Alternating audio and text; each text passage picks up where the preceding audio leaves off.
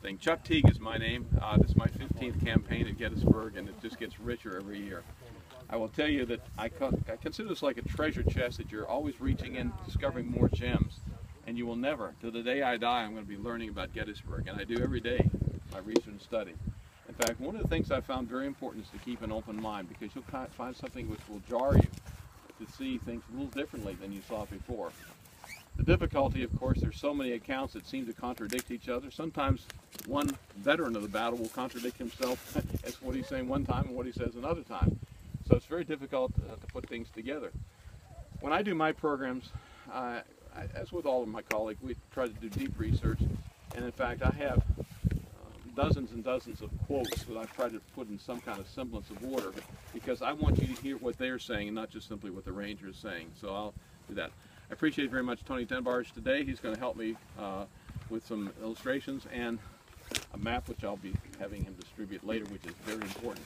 And, it's a juicy map, very important map, historic map, and a map which really jarred my understanding of the battle, and hopefully will help you understand it too better.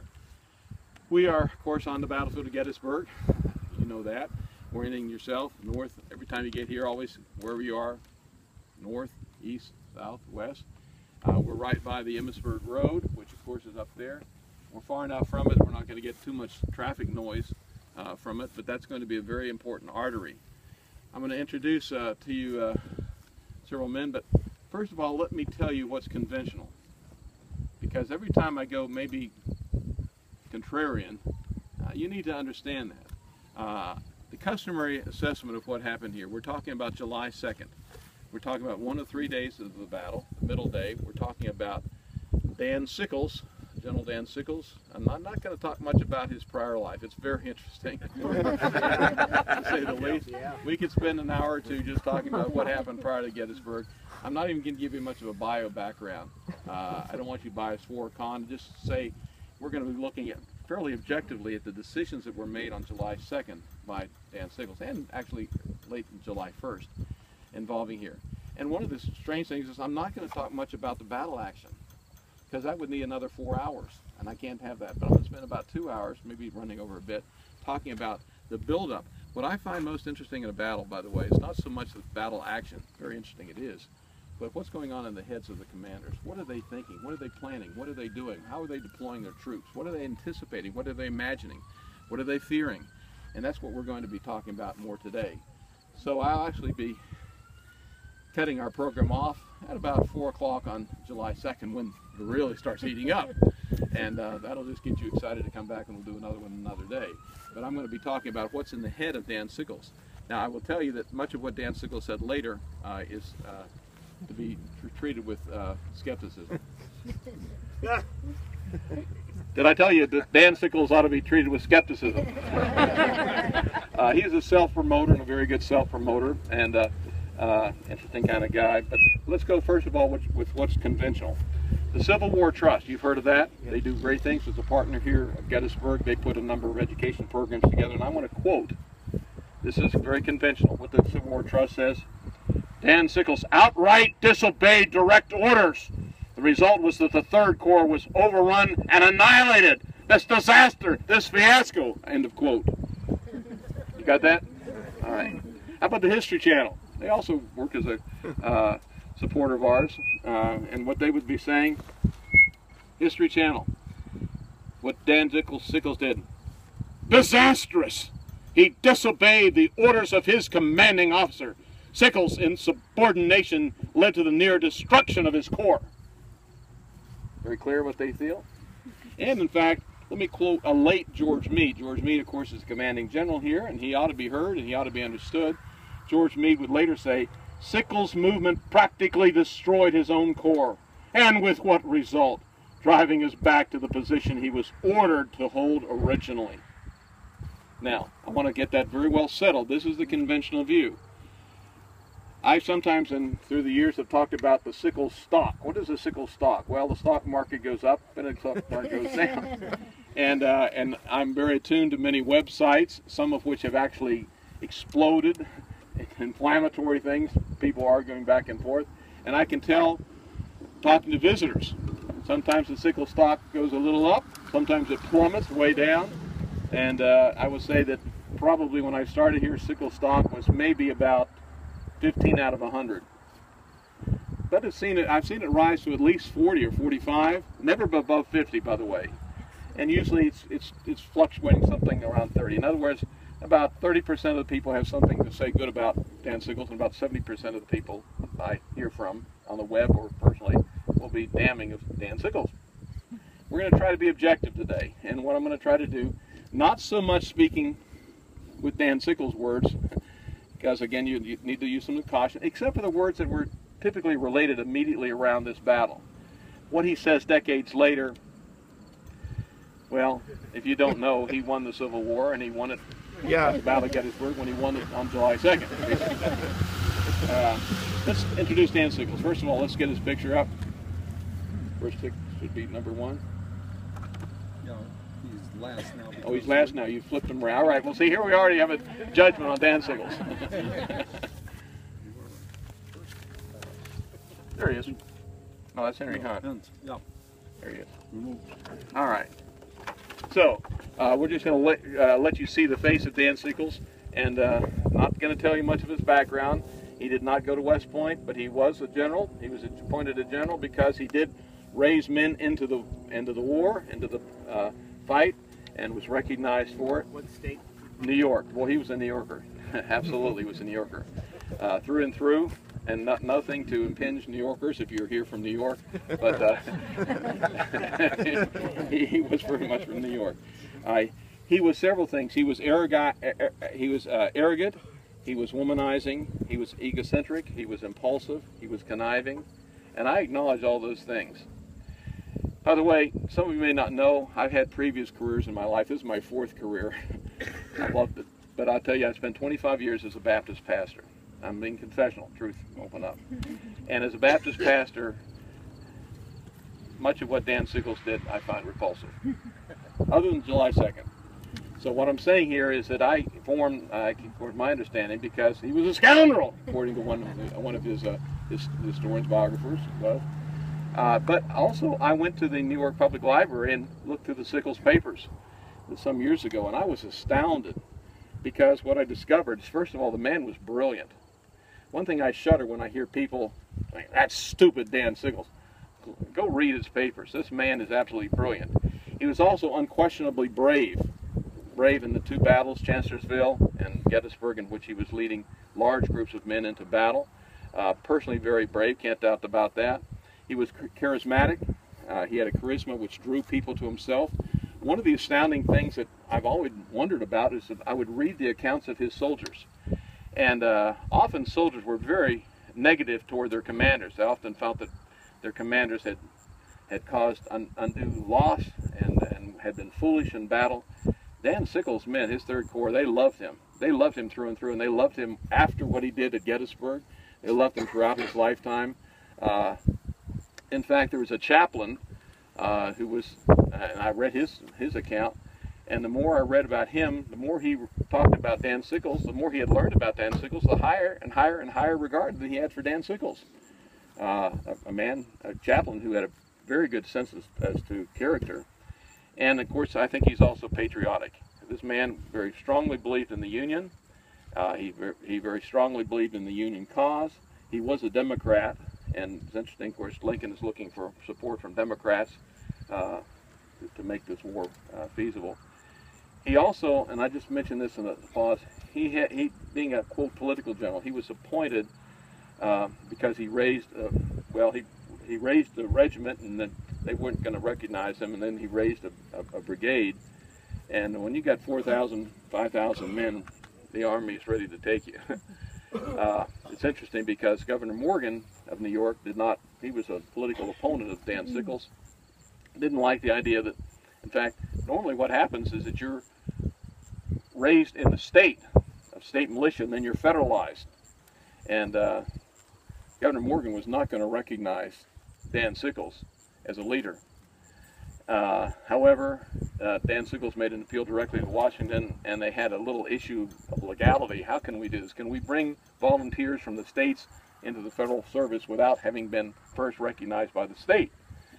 And apparently in a quick decision, they allowed this to happen because, well, Governor Morgan resisted putting down any more objections because as Dan Sickles became a brigadier general, they appointed Governor Morgan a major general of volunteers. He didn't do much in the war. He's not famous in the war, but again, these are politicians, and Morgan always wanted to be one step above Sickles, and somewhat technically he was. But anyway, Sickles comes in, and not only he comes in, but all the men that he had raised came in. He became a brigadier, and then of course would be later go through division command and even into corps command. And one of the things I want to mention too is that when he's commanding a corps at Gettysburg, he has about as much experience in corps command as anybody does. Yeah. It's very important to understand. People often speak of him as a political general as if he's ignorant, inexperienced, something like that. Most of the generals here, well, Hancock had never been in corps command, Sykes had never been in corps command, so we're having a guy who's sort of middling in terms of his military experience as a major general. So he's no dummy. He's described by one of his own men, Regis de Trobriand, in very flattering ways. And this is an example, I think, of how he was respected by his own men. De Trobriand, who was a brilliant man of his own, he was a Frenchman who was a journalist and an editor, he was a painter, he was a philosopher, he was a military officer, different things, said about Sickles, he was gifted in a high degree with that multiplicity of faculties which has given rise to the saying that a Yankee is ready for everything. He has a quick perception, he has an energetic will, prompt and supple intelligence, an acute temperament, naturally ambitious, but obstacles do not discourage him. This is Dan Sickles as seen by one of the men, a general who fought under him. Now he's going to have several key people. Next will be David Bell Birney. David Bell Birney is going to, should be the next one. Remember when we dropped them? Well, I don't know. I didn't think we got him out of order. There he is. There he is, next guy. David Bell Birney, also a political general, you can say, but boy, a brilliant man. David Bell Birney will be the division commander, one of the two division commanders, and he's very bright too. How many in the division, please? Well, the division is going to be about 5,000 here. It depends on which division it is, but we're talking about 5,000 men in the division. So we're talking about roughly 10,000 men that Dan Sickles will have. Birney is described by Lieutenant Colonel Theodore Lyman. He's on Meade's staff. Theodore Lyman is a very bright man of his own. He said about Birney, "We had few officers who could command 10,000 men as well as he. I always felt safe when he had the division. It was always well put in and handled safely." So even though he does not have the military background, he is a quick learner too. He's a sharp guy. Originally had been from Kentucky. His father had been a slave owner and then had a come to Jesus moment, moved north, got rid of his slaves, and then became a prominent anti-slavery proponent, an abolitionist. And then we have the other division commander. This is going to be, A.A. Humphreys.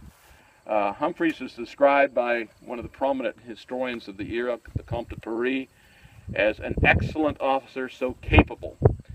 But also was sort of quirky, because what we have is one of his a staff officer at headquarters, where he later became the chief, serving under Meade as his chief of staff, said, well, he was what we call an old granny. Charming, clever, gentleman, but fussy. Anyway, we have these three characters here, and then two others I want to draw particular attention to, which will be important to our day together. One is Captain George Randolph. Captain George Randolph is going to be commanding the 3rd Corps Artillery. Every corps has artillery, and a man who's responsible for 5 batteries, 6 guns per battery, so we're talking about 30 guns.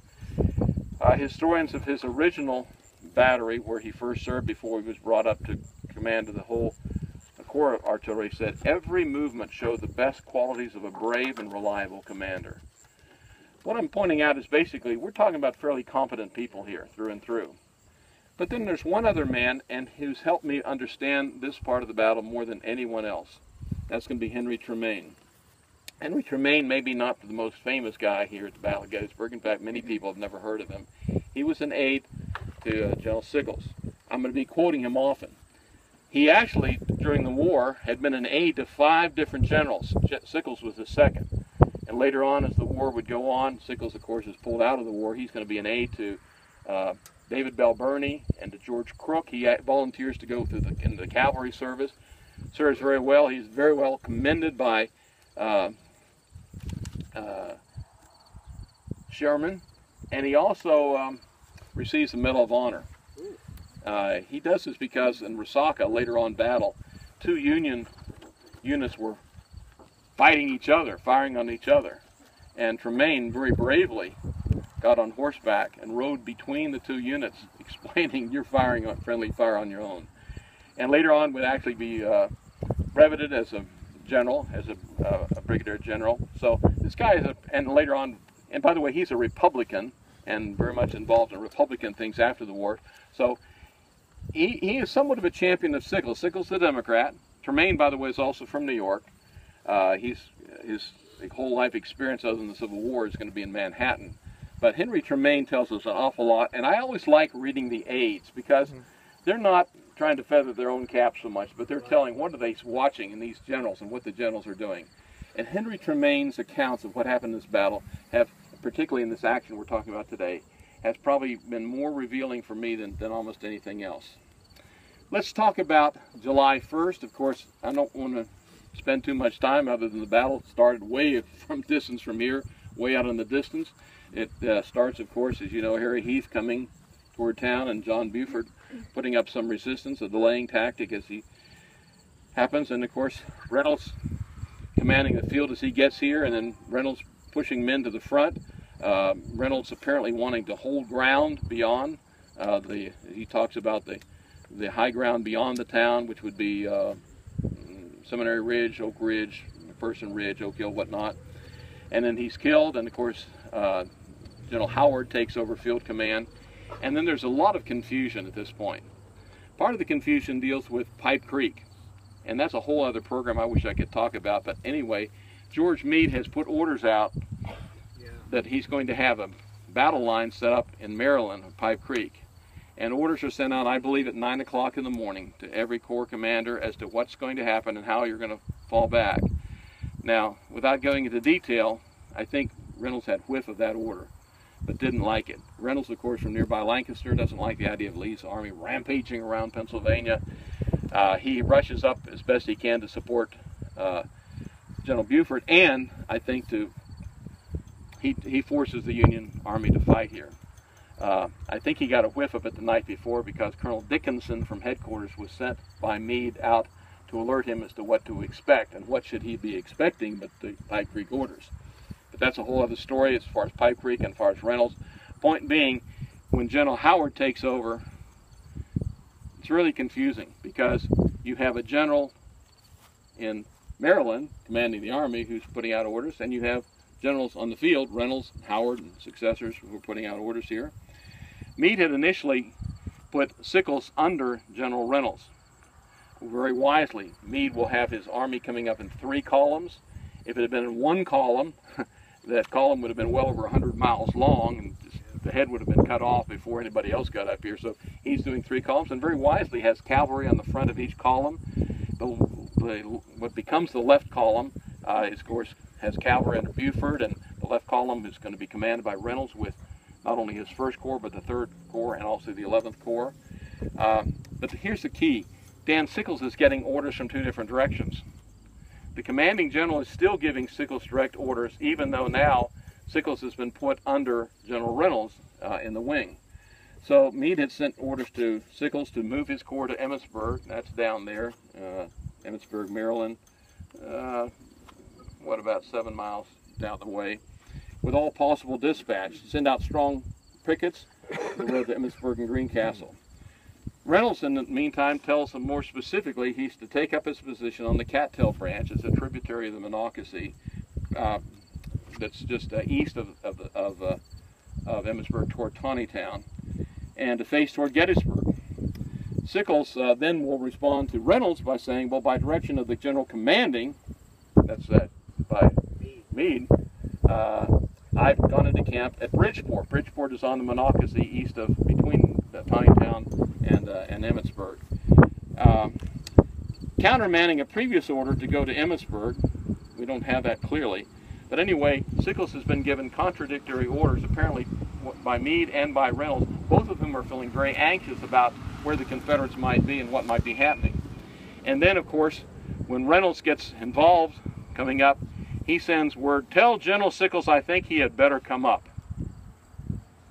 Is that an order, or is that just a sentiment? Well, not very clear. Howard, then taking over, sends word back to Sickles, "Move up to Gettysburg as rapidly as possible." That sounds more like an order, because Howard has taken field command over. Sickles will then send word to Meade, "General Howard requests me to support him, and I shall march with my corps toward Gettysburg immediately."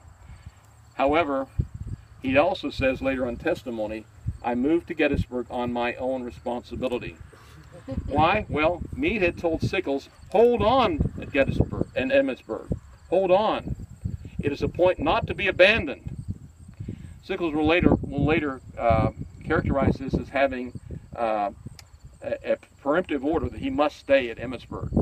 And really, if he must stay there, that sounds pretty strong. Meade's very concerned that Lee's going to slip around that way, so he must stay there. Well, Sickles sort of used the wisdom of Solomon, and divided the baby. Well, began to. He moves 4 brigades up and he keeps 2 back. And most military researchers today, tacticians, believe he did a very wise thing.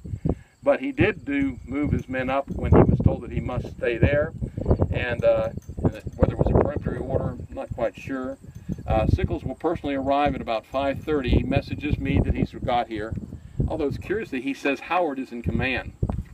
There's some dispute still about this Howard-Hancock thing. That's another program I'm not going to get into. Although Henry Tremaine, remember him, he's with Sickles as he arrives, and he reports to Howard, and according to Tremaine, Howard's response to Sickles' arrival was, "Here you are, General, always reliable, always first."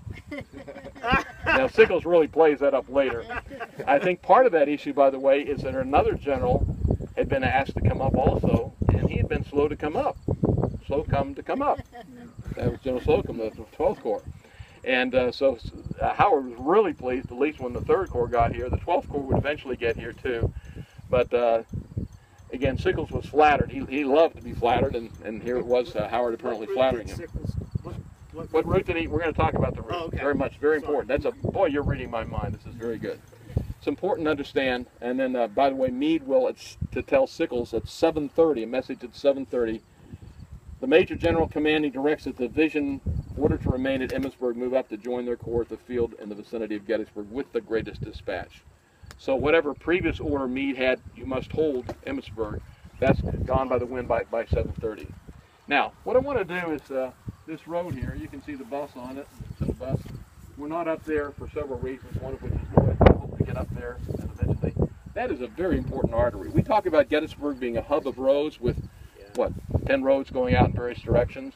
When Buford comes up, how many roads is he commanding? Well, all 10 of them. He's got the whole road network to himself.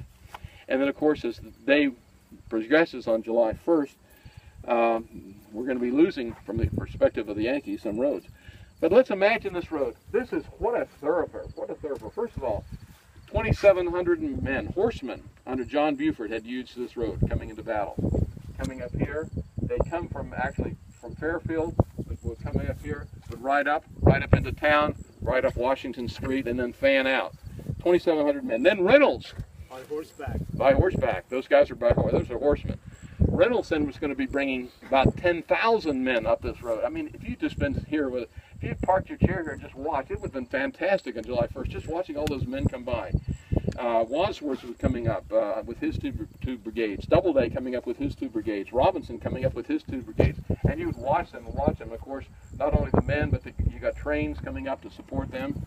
And then you have Howard coming up. Now, Howard brings his men up on 2 different routes because he's got to get them up quicker, and wisely he does. He brings some men up the Taneytown Road, but General Barlow, with about 2,400 men, will be coming up here. One of the things Howard says is he has to use the other road because this road is so, the traffic. This is, ever been, what is it, the Long Island Expressway? I was on that once. It's a Long Island park lot. I didn't move at all. I don't know what, maybe it's a long time. But you can imagine the traffic on this. The traffic coming up, and of course Howard having to move 2 of his divisions to another road because it's so busy. And then Sickles would be coming up. Sickles has 10,000 men. they're going to be coming up actually in 3 elements, but they're going to be coming up this road too and coming down this farm lane also, why we happen to be here. So 2,700 from Buford, 10,000 from Reynolds, 2,400 under Howard, another 10,000 under Bernie, and then later on, by the way, July 3rd, it's going to be Merritt's brigade is going to be coming up this road. Of all the arteries coming in that the Yankees are using, this is perhaps arguably the most important artery coming in because of all these troops that are coming in, including Dan Sickles. And we're going to talk about his men come in segments, 3 parts. He's coming in from the south. Yeah. Let's go basic for a moment. The north is coming from the south, and the south is coming from the north. You get that, and maybe everything else falls into place. And the west, the south is coming from the west, right? Richly west to west, north, and east. Yeah. They're coming from multiple directions, but primarily from the north, and as the Union's farmers south. Anyway, Howard had ordered Buford when he came here to hold the left of the Federal position on the late July 1st. Now, first of all, Howard had given instructions to Buford.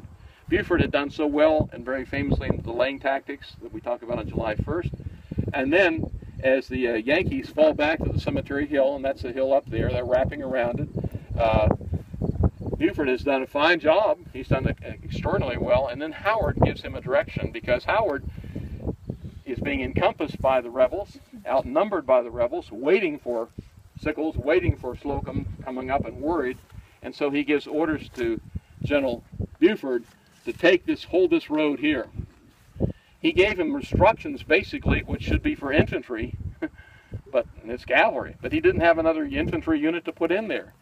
So Howard says, I instructed Buford to pass to the extreme left and extend a new line, making with his cavalry all the show possible. In other words, to try to deter any rebel attacks. As the rebels are wrapping around, rebels on Seminary Hill, going down, possibly coming in. And then we have a very famous but debated moment in which the rebels over there are seen as, or reported by several as, forming squares. A square is a defensive formation by infantry when you fear that you're being attacked by cavalry. What apparently is happening is Buford, by the way, he swore up and down when he's ordered to do this because it's a very difficult mission for cavalry to do that, to protect against infantry attack. But he apparently got his horsemen up on the road and not quite 27, still 100, but still at least 2,000 horsemen up on that road, and got them in appearance that they were going to charge and scare the daylights out of the rebels. There were they forming the squares. He does very good. But my point is, the left of the Union line was along this road toward the dusk on July 1st. Buford said, I placed my command on our extreme left to watch and fight the enemy should he make another attack. And what the right was in Gettysburg. Well, the right is going to be the right is going to be wrapping around the Cemetery Hill. Right. Okay. And it's going to be heading toward Culp's Hill. The right. So this is going to be the left of the Union line, as Howard would have set it up. In fact, toward evening, what Buford will do, he will have a main position at the Peach Orchard up there. He also will extend scouts down the Millersburg Road, down toward Fairfield, and he'll also use the creek back there, the Plum Run. It's very important if you have horses, you got to have water, and so apparently he stages men back there to rest the horses. But basically, the left of the Union line on the night of July 1st is going to be at the Peach Orchard. Keep that in mind. That's where John Buford is going to be, and again, he has men beyond it and men back resting, but the Peach Orchard is the left of the Union line. Yeah, really. Yeah, it only goes that far. Yeah. And then extended a little around top. Well, don't get ahead of ourselves. Now, we're talking about July 1st. I don't want to confuse things so much. The left of the Union line is there. And then here's the further thing. Then Slocum takes over from Howard. And Slocum tells, according to Sickles, we don't have Slocum's version of this, and one of the difficulties is whenever it is an oral communication, not in writing, we don't have a historical record except what the men say. But a lot of the commands, if you're face to face, I'm not going to write down and say, okay, here's your man. I'm just going to tell you. Well, Sickles will say that he was told by General Slocum, General Meade, you're to mass on the left of Cemetery Ridge. Now, this is curious because Cemetery Ridge didn't have a name at the time. Little Round Top didn't have a name at the time. And so I'm not sure how much of this is blurred from later. But also, the preposition is interesting here, the left of the Cemetery Ridge. If I were to say somebody is to the left of Gettysburg, are they going to be in Gettysburg? If I was going to say that somebody is to the left of the Emmitsburg Road, are they going to be on the Emmitsburg Road? If I'm going to say somebody's to be the left of the ridge, are they going to be on the ridge? There's an ambiguity there. I'm just creating, there's a lot of ambiguity going on. Yeah. We're actually, where we are now is to the left of the ridge. There's the ridge, and from the position that the Union Army is coming north, looking this direction, there's the ridge. We're to the left of the ridge. And so it's the Trossel barn down there to the left of the ridge. We're not on the ridge. We're actually on a different elevation. By the way, John Batchelder wanted to call this Sickles Ridge. It never stuck, and unfortunately, we never got a good name for this ridge up here, and hence many people don't even realize that high ground is important. Lee did call it his desired ground, though, so we might call this the desired ground. Yeah. Well, for several people, including Dan Sickles. Yeah. All right. What we're going to do now is we're going to imagine as Sickles' men come in. He has two different divisions, but the way he's divided them up, he's going to be arriving in 3 stages. 2 from one division, 2 brigades from another division, and then 1 from each coming later, a third. They're going to be coming up this direction, and they're going to be coming up the Emmitsburg Road. They're going to be coming right up here. They're going to see as they arrive, John Buford is covering the road. John Buford has skirmishers beyond the road out there just in case, and they're going to be coming up here initially around dusk, and then the second element's going to be coming up about 1, 2 o'clock in the morning in dark. And we're going to be following these guys who are coming exhausted, coming up from Maryland, and coming down. We're going to now take the first part of our heart. Evening light? Well, yes, into dusk and in darkness. Right, okay. Dusk for the first 2 brigades, darkness certainly for the next 2 brigades. Any setup questions at this point? Anything I've not made clear? Did you say that Oliver O was the one who set up the fishhook, not General Meade? Did I mention fishhook? No, I did. I said that. Fish No. hook wasn't fully formed. Don't think fishhook, and I'll explain why. Don't think fishhook. Don't. I haven't mentioned it because it's not an issue. It's not happened yet. We are talking about the 1st of July into the early wee hours of the 2nd of July. There is no fishhook. Now later on, fishhook becomes important and famous. Not yet. Don't think fishhook. You're getting us off on the wrong foot if you're thinking fishhook. And we'll see that. All right. So we're going to take a nice, beautiful morning to be hiking. I will say that as we hike down, this is a one-way avenue. There will be the possibility of cars coming up. When we come down, as we have from that ridge line there, remember Confederates were out in the distance. We are concealed. We're not displaying where we are, hopefully not subjecting ourselves to a possible attack. The second very important thing is water. We've been on the march. We have to have a water source. Where would that water source be? Plum Run. We just crossed it there. So this ground here is roughly in the vicinity of where initially Birney and then later more out in that direction Humphreys would be, which meets both criteria. You're concealed and you have water. But I have to pause here and create another question, and that is, let's all move to this side. By the way, when cars come, I don't want to talk over the car. So everybody, when the car gets by, let's all. By the way, you can come right up here. That's fine. I don't bite. I bark a lot, but I don't bite. Just always leave room for cars behind you. There was a 12th Corps unit, a division, which had arrived before Sickles, and it was sent over here, and that's going to be John Geary. John Geary is going to be important. Let's see Geary. John Geary was one of the few people in the Civil War who could look down on Abraham Lincoln because he was 6'6". John Geary was a political general also. We often don't refer to, I've heard countless times people talk about Sickles, the political general. Well, there were other political generals, one of whom was John Birney. John Birney had been the first mayor of San Francisco. He had been the territorial governor of Kansas. Later on, he would candidate to become and would become governor of Pennsylvania. Has no military background whatsoever, but he's going to be here as a general. He's going to be commanding a division in the 12th Corps. That's under Slocum. When Slocum does come up, he sends one division this direction, the other division the other direction. over time to Wolf's Hill. That's a whole other story too. But there's a very important question: where was Geary and what was Geary about? He had arrived via the Granite Schoolhouse Road. The Granite Schoolhouse Road, you can't see it, but it's in that direction. Those trees there, we call them Patterson Woods. Beyond those, there's a little farm, beautiful little lane there. It crosses the George Spangler farm. If you've never been on that lane, it's just beautiful coming across. Very narrow at the time. And he would be coming up the Baltimore Pike, and he would then drop one of his brigades just south of Powers Hill and bring two of his brigades forward. But where they would go and what they would do is the point of much controversy. And here's a case where I'm not sure you can believe Geary. Well, we'll see. They had arrived again from that direction. Lieutenant Colonel Charles Morgan, who was Hancock's chief of staff, who would be deploying them, said Geary was ordered to prolong the line already established, which suggested that he was to connect with Robinson. Now, where was Robinson's division of the 1st Corps? Well up the road. In fact, we can't see. Robinson actually had pulled back, of course, from his experience on Oak Ridge, pulled back. So his position was roughly where the U.S. Regulars Monument, the obelisk. We can't quite see it from here, but it's about 3/4 of a mile in that direction. That's where the 1st Corps line was. Geary said his two brigades coming forward reached to a range of hills south and west of the town.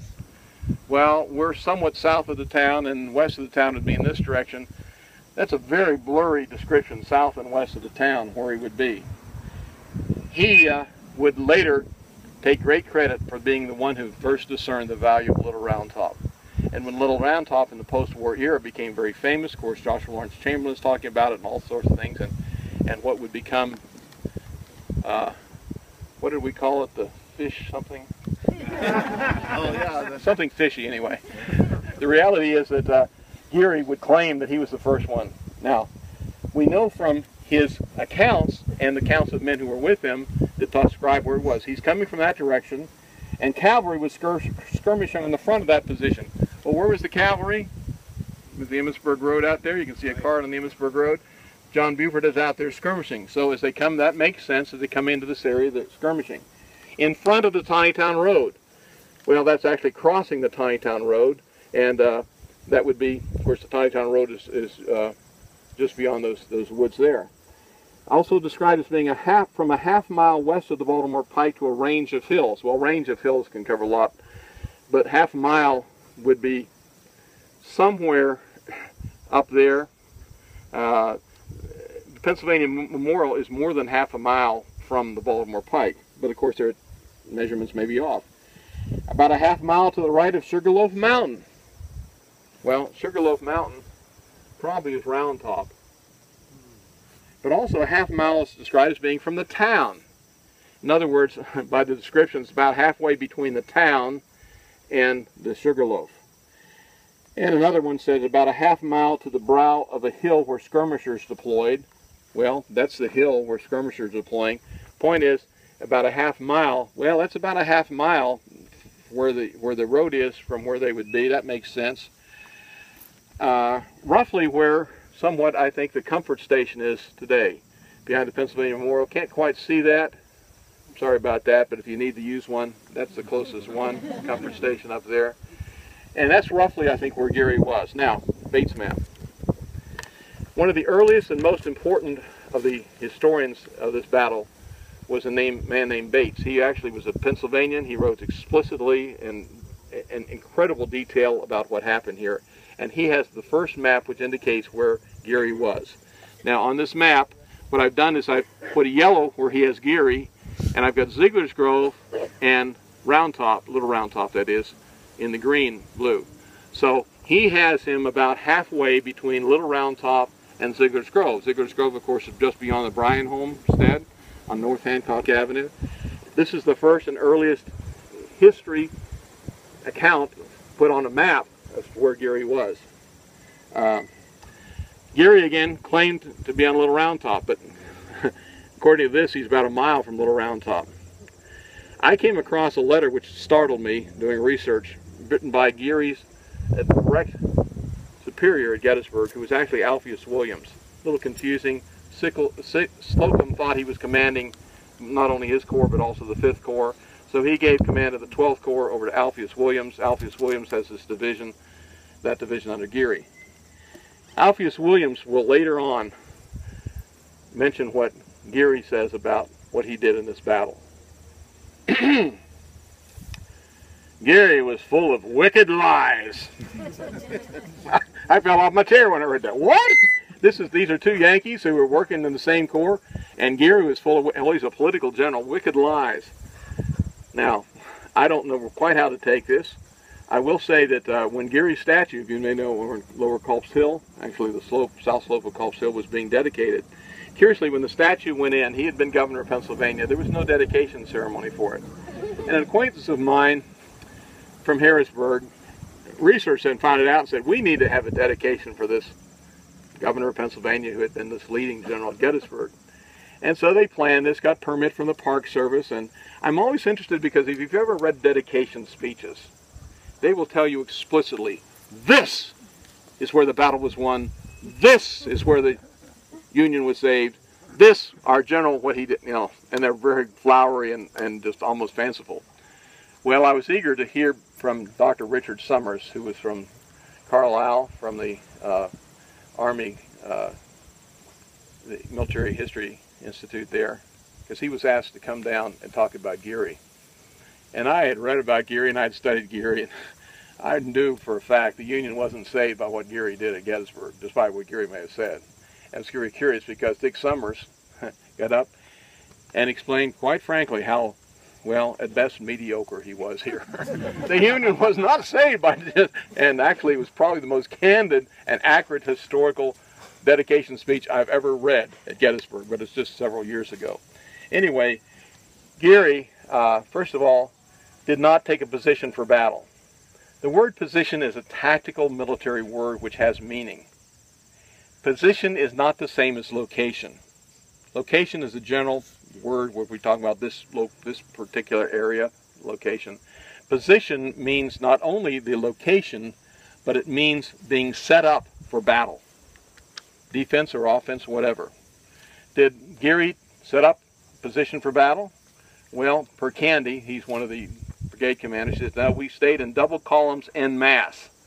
In other words, that we could be moved quickly from place to place. That was not, at best, the position was a staging position. It wasn't a battle position. Green says we were in line of battle, battalions en masse. And again, that's not a position for battle, because you're just subjecting yourself to a vulnerability. If the Confederates start firing artillery, they've got a huge target. Colonel Creighton and Lieutenant Muhlenberg also were there, said that we were encamped. And a camp is not a position for battle. And in fact, Candy and also Captain Howard, also with them, said we were bivouacking. Bivouacking is where you set up to sleep for the night. It's not a position for battle. And I want to emphasize that. It was not a position for battle.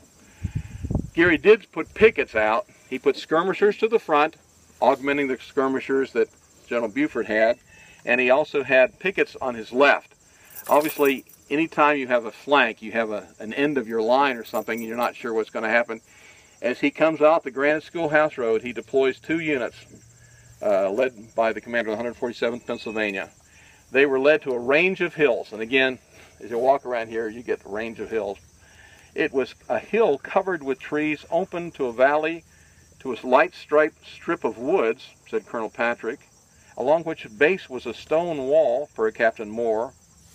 Within a mile or within a half mile of Gettysburg, per the diaries of guys who were the pickets that day, has nothing. None of that fits Little Round Top. None of it fits it. And I was very puzzled by it. Obviously, did not they understand where they were? Weren't they imagining the stone fence, or they imagining the strip of woods and everything? And as I started studying the woods and the ground, I realized, well, there is a hill that actually matches what they're talking about, and we would call it Patterson-Swisher Hill, which you may not have ever heard of, named for 2 landowners who had it. It's actually just west of the Tawnytown Road, west of the Artillery Ridge Campground. You know, when the Tawnytown Road comes down, it sort of curves around. It curves around a hill. There's some nice homes up there on that hill. That actually, I was discovered later, was supposed to be part of the park. In fact, in the 1880s, as they're talking about ground which they felt must be part of Gettysburg, our national park, Patterson-Swisher Hill was to be part of it. It never, ever became part of our park. As a result, people drive by it with the sense that it has nothing to do with the park. Well, they felt in the 1880s that it had something very much to do with the battle, because they would not have incorporated it into the park. Patterson-Swisher Hill we cannot see from here. It's actually the hill behind where the New Jersey Brigade Monument is, if you know where that one is. It's out there. In fact, it makes very much sense if they're coming up the Granite Schoolhouse Lane and they send some men off to the left, the biggest hill immediately off to the left where you would put pickets would be Patterson-Swisher Hill. But anyway, we have those men going into position, maybe 6:30, maybe 7, about an hour before sunset, late in the afternoon. Well, did I say position? I was wrong, really location. Now the skirmishers, you can say, are in position. You can say the pickets are in position, but the rest of the division was not in position. And then they received orders, according to the 147th, at 5 o'clock in the morning to return to the brigade. That's as the pickets did, to come back to the brigade, and the brigade received orders to go over to Culp's Hill. Now, this is very early in the morning, 5 o'clock. We're not exactly sure how long it took them, but I think by 5:30, Geary is mostly moved out. He's mostly moved out, and he actually, curiously, Howard will talk about Geary passing Ziegler's Grove. I find this interesting because Geary had come over here via Granite Schoolhouse Lane. Apparently when he goes to Culp's Hill, he goes up behind the Union line, behind the Cemetery Hill, across over by Stevens Knoll, and then gets over to Culp's Hill. The reason I mention this is that later on, of course, Geary was ordered to come back, and he couldn't find his way back. Well, he hadn't really been in this area in very much daylight hours. Most of the time he had been in this vicinity, wherever it was dark. And so I can't really fault him, because he'd gotten here maybe 6:30 and he left maybe 5:30 the next morning. I'm not sure that they understood landmarks. I'm not sure that they understand quite much of anything.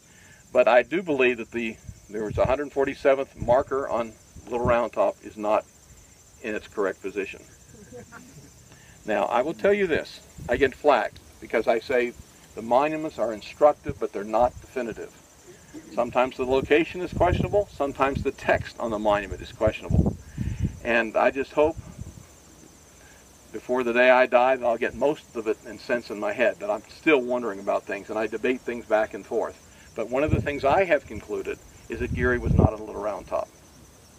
I've also concluded that Geary was not in position, and that's going to be important as we get on. Why? Well, what happens the next morning? Birney has arrived. Birney comes first of all by dusk coming in here down this road. We followed his footsteps with Ward and Graham's brigade. Comes up the Emmitsburg Road, turns on the farm lane coming this direction, turns on Trossel Farm Lane. When Slocum was in field command and Standard was overnight, as I said, as general in command, and they're given directions to be on the left of the cemetery ridge. And we talked about what does left of the ridge mean, ambiguity here. Tremaine says that they were on low ground, suggesting they weren't on a ridge. Easily commanded by the land in front. Well, we were on that land in front as we've come down. That would command us. Tremaine says we went into bivouac pretty much in the gloom of the evening. Neither the batteries nor the infantry were occupying any special posts selected for defense or offense. Quite frankly, just as Geary had not taken a position, Birney does not take a position. They just arrive. They find a location. That location is somewhere along here. Indeed, Graham's brigade was described as on the right of a division bivouacked in column by regiments on a knoll near George Weikert's house. That's going to be up there, and apparently down stretching in this direction. And by the way, look what we have here. We have the round tops, and by the way, I wish I could get you out there. There's plenty of poison ivy. I've decided not to take you out there, but you've got little round top and big round top there. So, and of course up there, if you didn't have those trees, you can see sort of Cemetery Hill. We're sort of between the two, and this is apparently where Birney, and then later, two of Humphrey's brigades come and they bivouac nearby, and I think they're bivouacked probably out there. Well, Sickles at 9:30 has messaged Meade explaining that he had come up against the orders at Howard's prompting and expressing his, quote, impression that our left and rear are not sufficiently guarded. Well, this is the left over here. Sickles himself is worried about the left, and he tells Meade that as he comes up into position. Meade again has arrived about 1 o'clock, and Meade will take a reconnaissance in what is called the gray of the morning. He's never been here before. He wants to see the land. Land rules the battle, and he wants to understand the land. He'll ride down across Cemetery Hill, ride down Cemetery Ridge, somewhere in the vicinity of the Pennsylvania Memorial, heads back east, goes a wrap around to Culp's Hill and back, and has a map made, and that's going to be a map we're going to show you in just a few minutes. Anyway, I have a basic question for you. When Meade arrives, is he thinking offensively or defensively? Typically, you have to have an idea in your mind and a plan developed from that idea as to what you're going to do. We know, for example, that Robert E. Lee is planning to be offensive. He's planning to strike. He's planning to destroy the Union Army by attacking it. Offensive mindset by Robert E. Lee wherever he finds the Union Army. As far as Meade, well, first of all, at 7 o'clock on July 1st, that's the night before, he messaged Halleck in Washington, the point of Lee's concentration, when ascertained, will determine whether I attack. In other words, he's thinking about the possibility on the night of July 1st to attack. No, it's me. Stop! Don't hurt me. What's Meade? It's me. He never attacks. Well, let me just. I'm trying to be objective here. Sir, could you handle her? Trying 37 years, All right. it ain't working. At noon on July 1st, now he's still back in Tawnytown, Maryland, he messages Washington that if I can attack with reasonable degree of success, I will do so. There you go. He says that at noon. However, this is the key thing. With reasonable degree of success, he is cautious, he is thoughtful, he's methodical. There's got to be a reasonable degree of success. But he's thinking possibility of attacking. At 10 o'clock p.m., before he breaks camp, he's coming up, he alerts Sedgwick, sends a message to Sedgwick, that I intend to make a vigorous attack upon the enemy. Let me repeat that. That I intend to make a vigorous attack upon the enemy. Now, what does that suggest? Defense or offense? By 9 o'clock in the morning, July 2nd, he's come up here. He's had that reconnaissance, and he's got a sense of it. And at 9 o'clock, he came up with a plan for what he called, quote, a decisive attack, which would be made by Slocum with support from the 5th Corps. We're under attack. Let me repeat that, though. 9 o'clock, he plans a decisive attack using on his right. He gives that order to General Slocum to prepare for it. As the 5th Corps comes up, later the 6th Corps to support you. And then he messages Washington at 3 o'clock when he finds out the attack's not going to work over there. He messages Washington at 3 o'clock that he was contemplating an attack from his left. He says that. We have the message. And indeed, he will later testify before Congress in the Joint Committee on the Conduct of the War that after his attack plan fell through there, if Lee did not attack, quote, he was planning his own attack from the left. What I want to emphasize is that time and time again, Meade is alluding to the possibility or even the probability of making an attack. Meade does not have a defensive mindset here coming up. Now, he has to defend Washington and Baltimore for sure. He understands that. But how? Well, he's got to have good ground, and he's already found out from Hancock, from Sickles and others, this seems to be good ground. From his own observation, it seems to be good ground. But one of the things that's changed in my mind in the 15 years I've worked here is that I think that Meade was indeed, now maybe you've worked here, how long have you worked here? Oh, well, okay. Sorry. I may be wrong. I want to say this. My mind is continually in a mold. I'm continually reprocessing things. But I think that Meade was, at least by his own statements, his own testimony, he was planning offensives here. Now again, we have Birney bivouacked here. 2 other brigades under Humphreys will come over there, going into bivouac, arriving about 1, 2 o'clock, depending on who. Going into bivouacs is another. And then Humphreys, remember he's the 1 division commander, Birney being the other. Humphrey says, at an early hour of the morning, when that is, I'm not sure, my division was massed in the vicinity of its bivouac, facing the Emmitsburg Road, near the crest of a ridge. I think it was right about out there. The ridge, of course, you can see the crest of the ridge where the monuments are. Somewhere out there. Captain Cavada, an aide to Humphrey, says, we were directed to take a regiment and place it in the picket line. That means move out there. They're picket skirmish line, they're blurring these concepts. It's really skirmish line.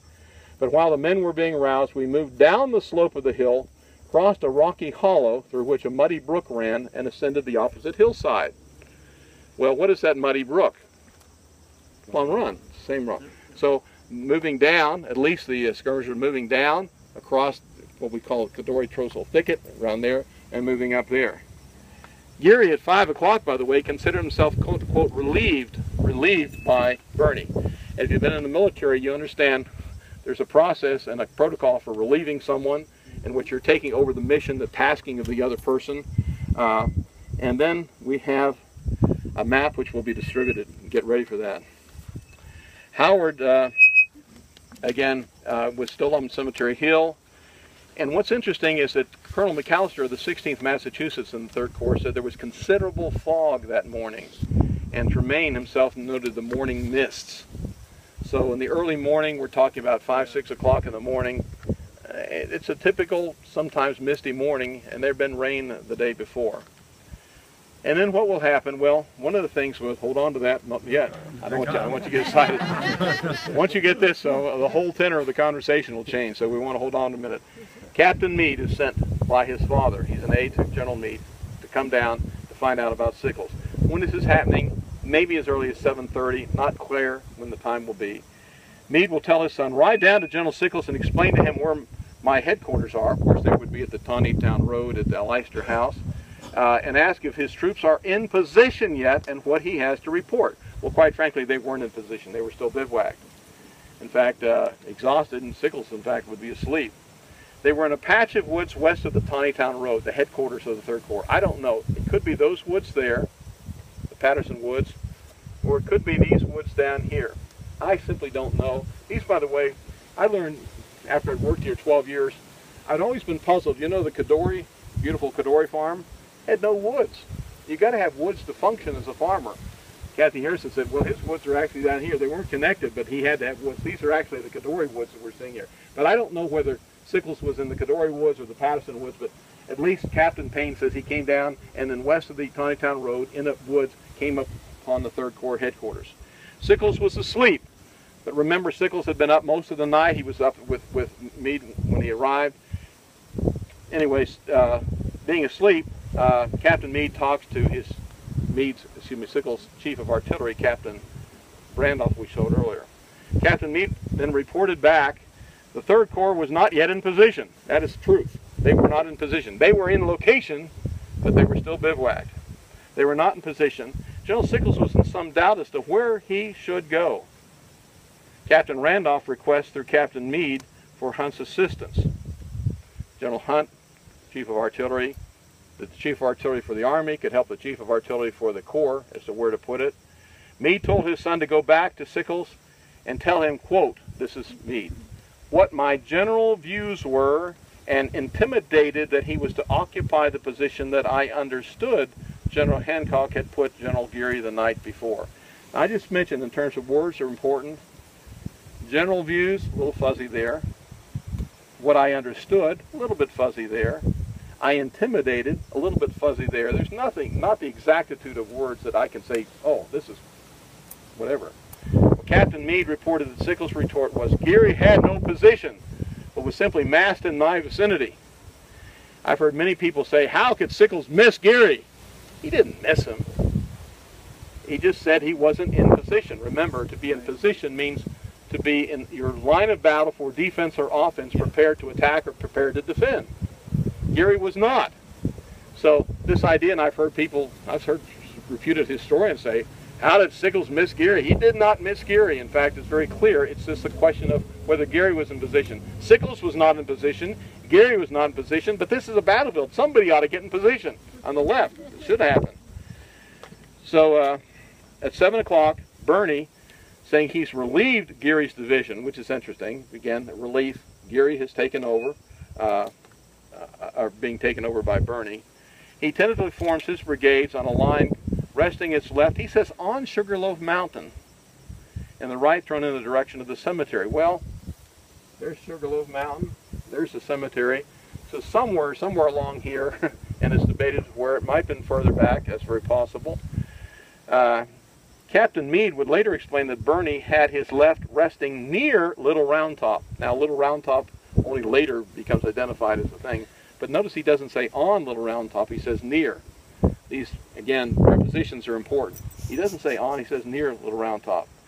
What's interesting is because Lieutenant Colonel Rafferty, the 71st New York, this is in the Excelsior Brigade, describing his ground, he says, it was quite springy and marshy, covered with thick growth of stunted bushes, masked by woods and broken rocky ground, and our front afforded the most excellent positions and covered for rebels to take position without risk and attack us with every advantage. There in this ground, and I will tell you, if you walk across it, I've done it once, and I don't think I'm going to do it again. It is exactly marshy and thick, foggy.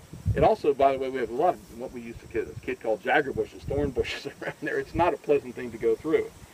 Randolph describes the line as extending to the base of Signal or Round Top, which is interesting because he's now equating the signal station as being on Round Top. There's a boring there. But the line being on low, unprotected ground. This is where Birney is trying to set up the ground. Fawns, by the way, Harry Fawns, former chief historian here now deceased, said that Randolph had Buckland and Clark's batteries a fine 500 yards in front of the ridge, with Graham's position to support them. And on the left of the 2nd Corps was Caldwell's division. For Fawns, it was somewhat left of the later side of the Pennsylvania Memorial. Well, Caldwell's 2nd Corps is coming up somewhere there. In other words, we have a sense of where the 2nd Corps would be. We have a sense of where the 3rd Corps would be down here. 3rd Corps is trying to find a position for battle in that early morning. But they've been giving, and this is your cue now. Now wait a minute, let me say. I may not have enough for every family, so if you happen to be related to somebody with you, just take one map. And go ahead and pass these out for a moment, and I'm going to explain these. Let me explain a little background here. I was first shown this map by Rich Rollins, Dr. Richard Rollins, about 15 years ago, 16 years ago. It's before I became a park ranger. Rich Rollins, by the way, is one of the great historians of this battle. He had to get a more better understanding than most people did. He's written several great books about the Battle of Gettysburg, and we would converse. He would come up here. We would correspond. We would have email, and by which we would talk. And he showed me this. He says, I've been to the National Archives. He was there with David Schultz, who's also written some books in Gettysburg. And he says, we came up with this map that's in the National Archives. Have you ever seen this? Well, I hadn't seen it. In fact, nobody I knew had ever seen this. Hopefully everybody's going to get a copy. There are more people here than I planned, but you got some over here?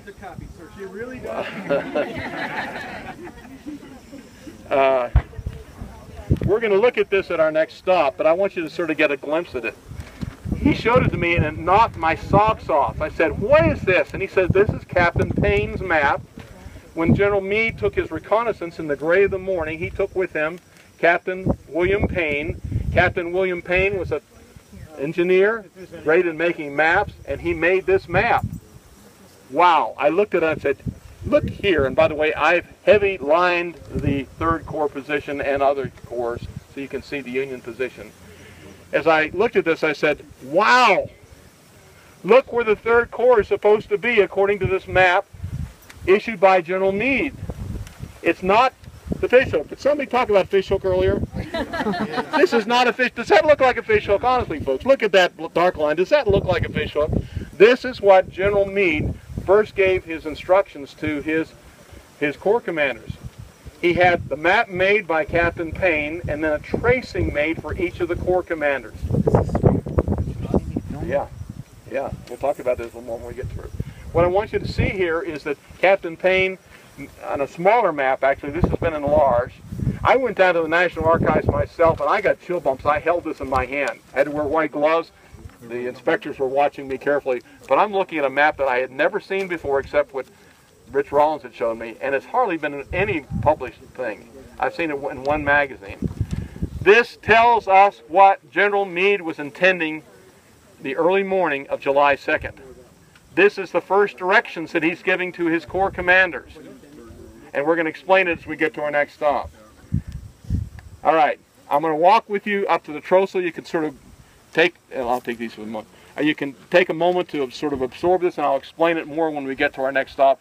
But I will tell you again, this is very important to understand. This is one of the pieces to this battle, which is not often explained.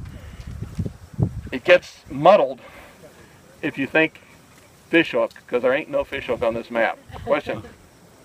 Comment upon Confederate reconnaissance to our south the morning of the 2nd, and why they may have found nothing, or All right. out and found something. All right, let me tell you briefly. This is a 2-hour program you're asking about.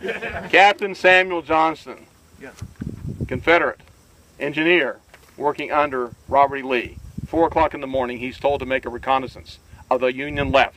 What is the left of an army position? It's the part of the army which is on the left.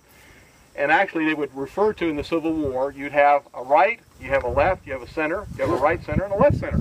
Is that pretty basic?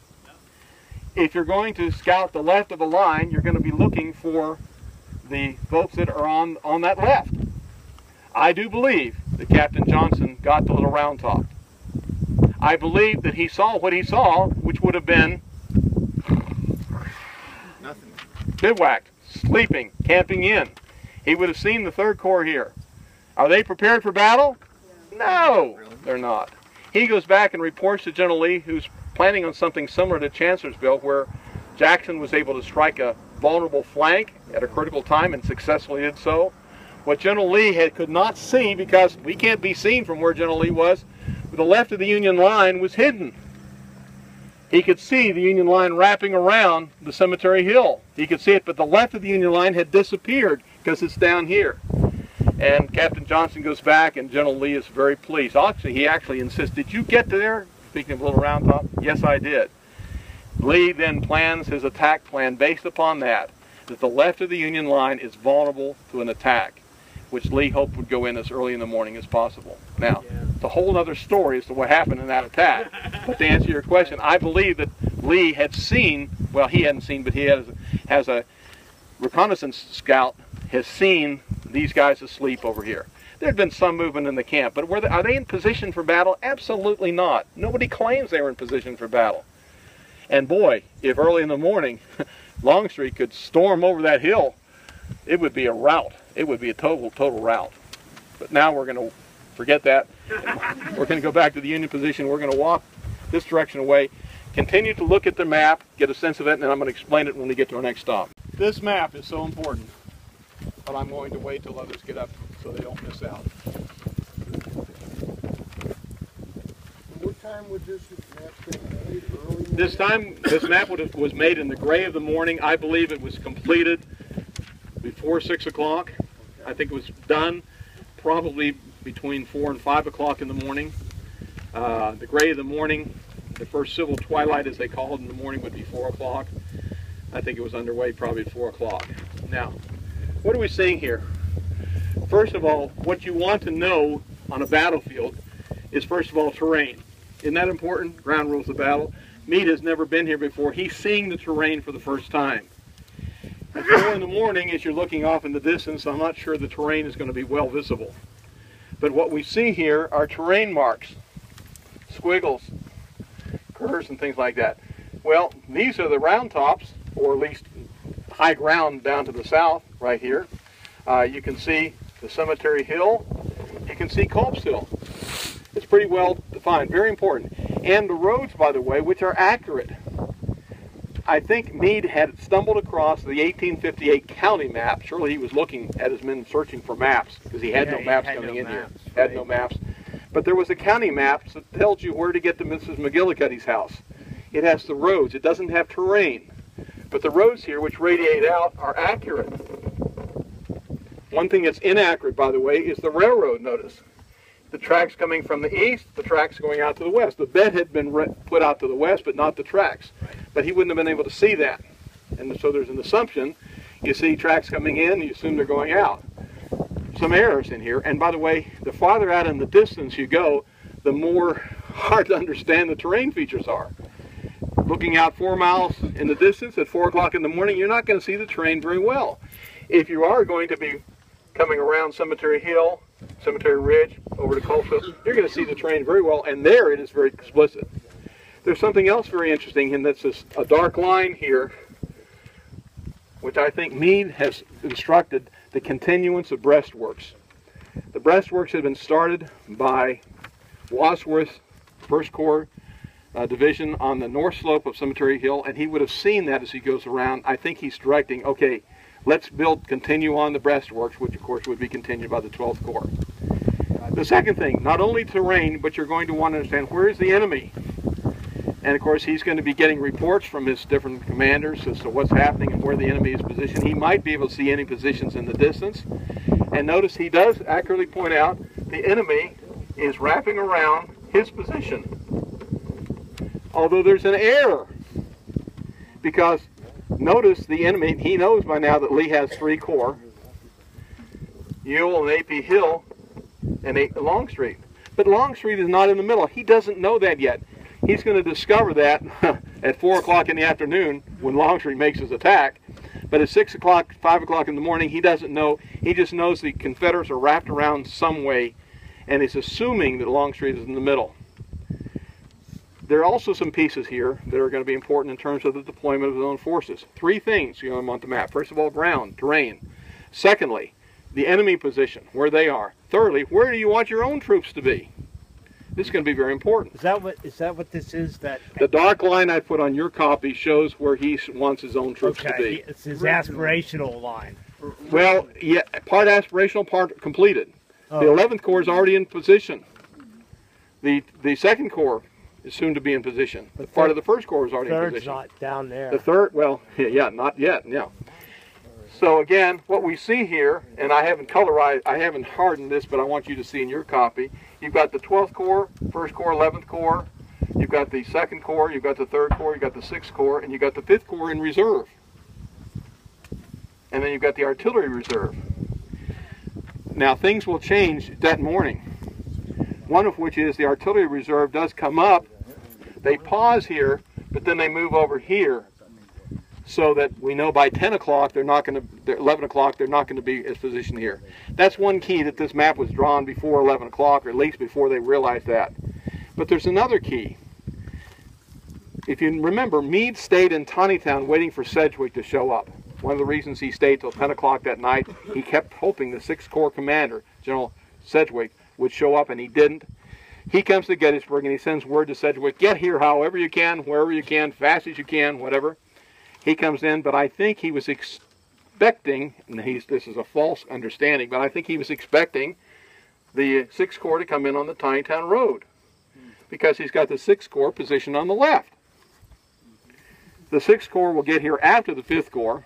The 5th Corps, you can see, is in a reserve position to be moved wherever. And that's actually pretty clear where the 5th Corps was. They weren't there yet, but they're going to be arriving late morning. By noon, the 5th Corps is in that position. But Meade will understand at 6 o'clock in the morning that the 6th Corps is not coming in on his left. Why? Because he has replaced General Reynolds, not with Doubleday, but with John Newton from the 6th Corps, Division Commander.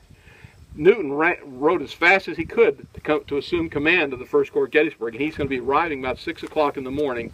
He will be reporting to Meade, and he will discover then the 6th Corps is coming up this direction. Well, I can tell you that if they're coming up this direction, he's not going to be able to move them to the other side. And a further understanding is that he would have to be moving them through the 5th Corps, which doesn't make sense. So at some point that day, Meade is going to want the 5th Corps moved to the left, and the 6th Corps moved into reserve. The 6th Corps is getting here later. The 6th Corps, importantly, the vanguard of the 6th Corps arrives about 2 o'clock just across Rock Creek, and they pause, they wait here. Why are they waiting there? Well, they have the rest of their corps to come up, but also the reserve position that they're to take it's already been taken by the 5th Corps. The 5th Corps has got to move out before the 6th Corps can move in. And so through the afternoon, 2 o'clock, 3 o'clock, 4 o'clock, 5 o'clock, the 6th Corps is gathering their strength, but on the just on the other side of Rock Creek, waiting to go into reserve position. It's only after the 5th Corps moves out that the 6th Corps can move in. So very important to understand this map, because copies were traced for every Corps commander. A trace paper is very thin. They disintegrate easily. Apparently all the copies pretty much disintegrated over the course of time, except for the 1st Corps copy, and boy, I could tell you about that. That's very interesting, because a staff officer for the 1st Corps leaves the battlefield on the 2nd with it in his pocket to make money from it. That's a whole nother story. His name is Wilcox. But, yes, he does. He does make money from it. As he did in a previous battle, he discovered that the population was very interested in maps of battlefields. And he was a cartographer also, and he could finish it up, make it look really sharp and everything, and sell it at a premium. Boy, he could get money for it, yes. Don't want to trace that rabbit too far, because what's happening is, again, we have the position here that Meade intends for his men to take. And I repeat, there's no fishhook looking there. And indeed, we do have the round tops, and notice what appear to be combs coming down here. We got the artillery reserve full of combs. Right. A comb is a simple symbol for artillery guns. Right. And we have artillery guns coming down what would be Cemetery Ridge, coming down to high ground, which would be the various elevations consisting of Round Top. Round Top, by the way, was not just one hill, it was the highest hill, but also the vicinity of other hills. When locals talk about Round Top, they're talking about just that area down there. What we're having here is Sickles himself confused as to what he should do. And the interesting thing is, notice, his position is to be halfway between the ridge line and the road.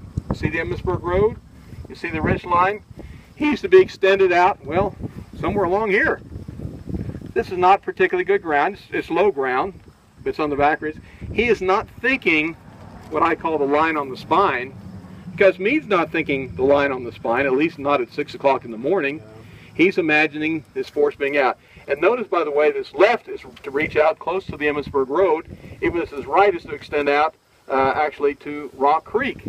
That's what Meade is imagining his line to be, which will have, in fact, cover 2 roads for sure and somewhat cover the Emmitsburg Road.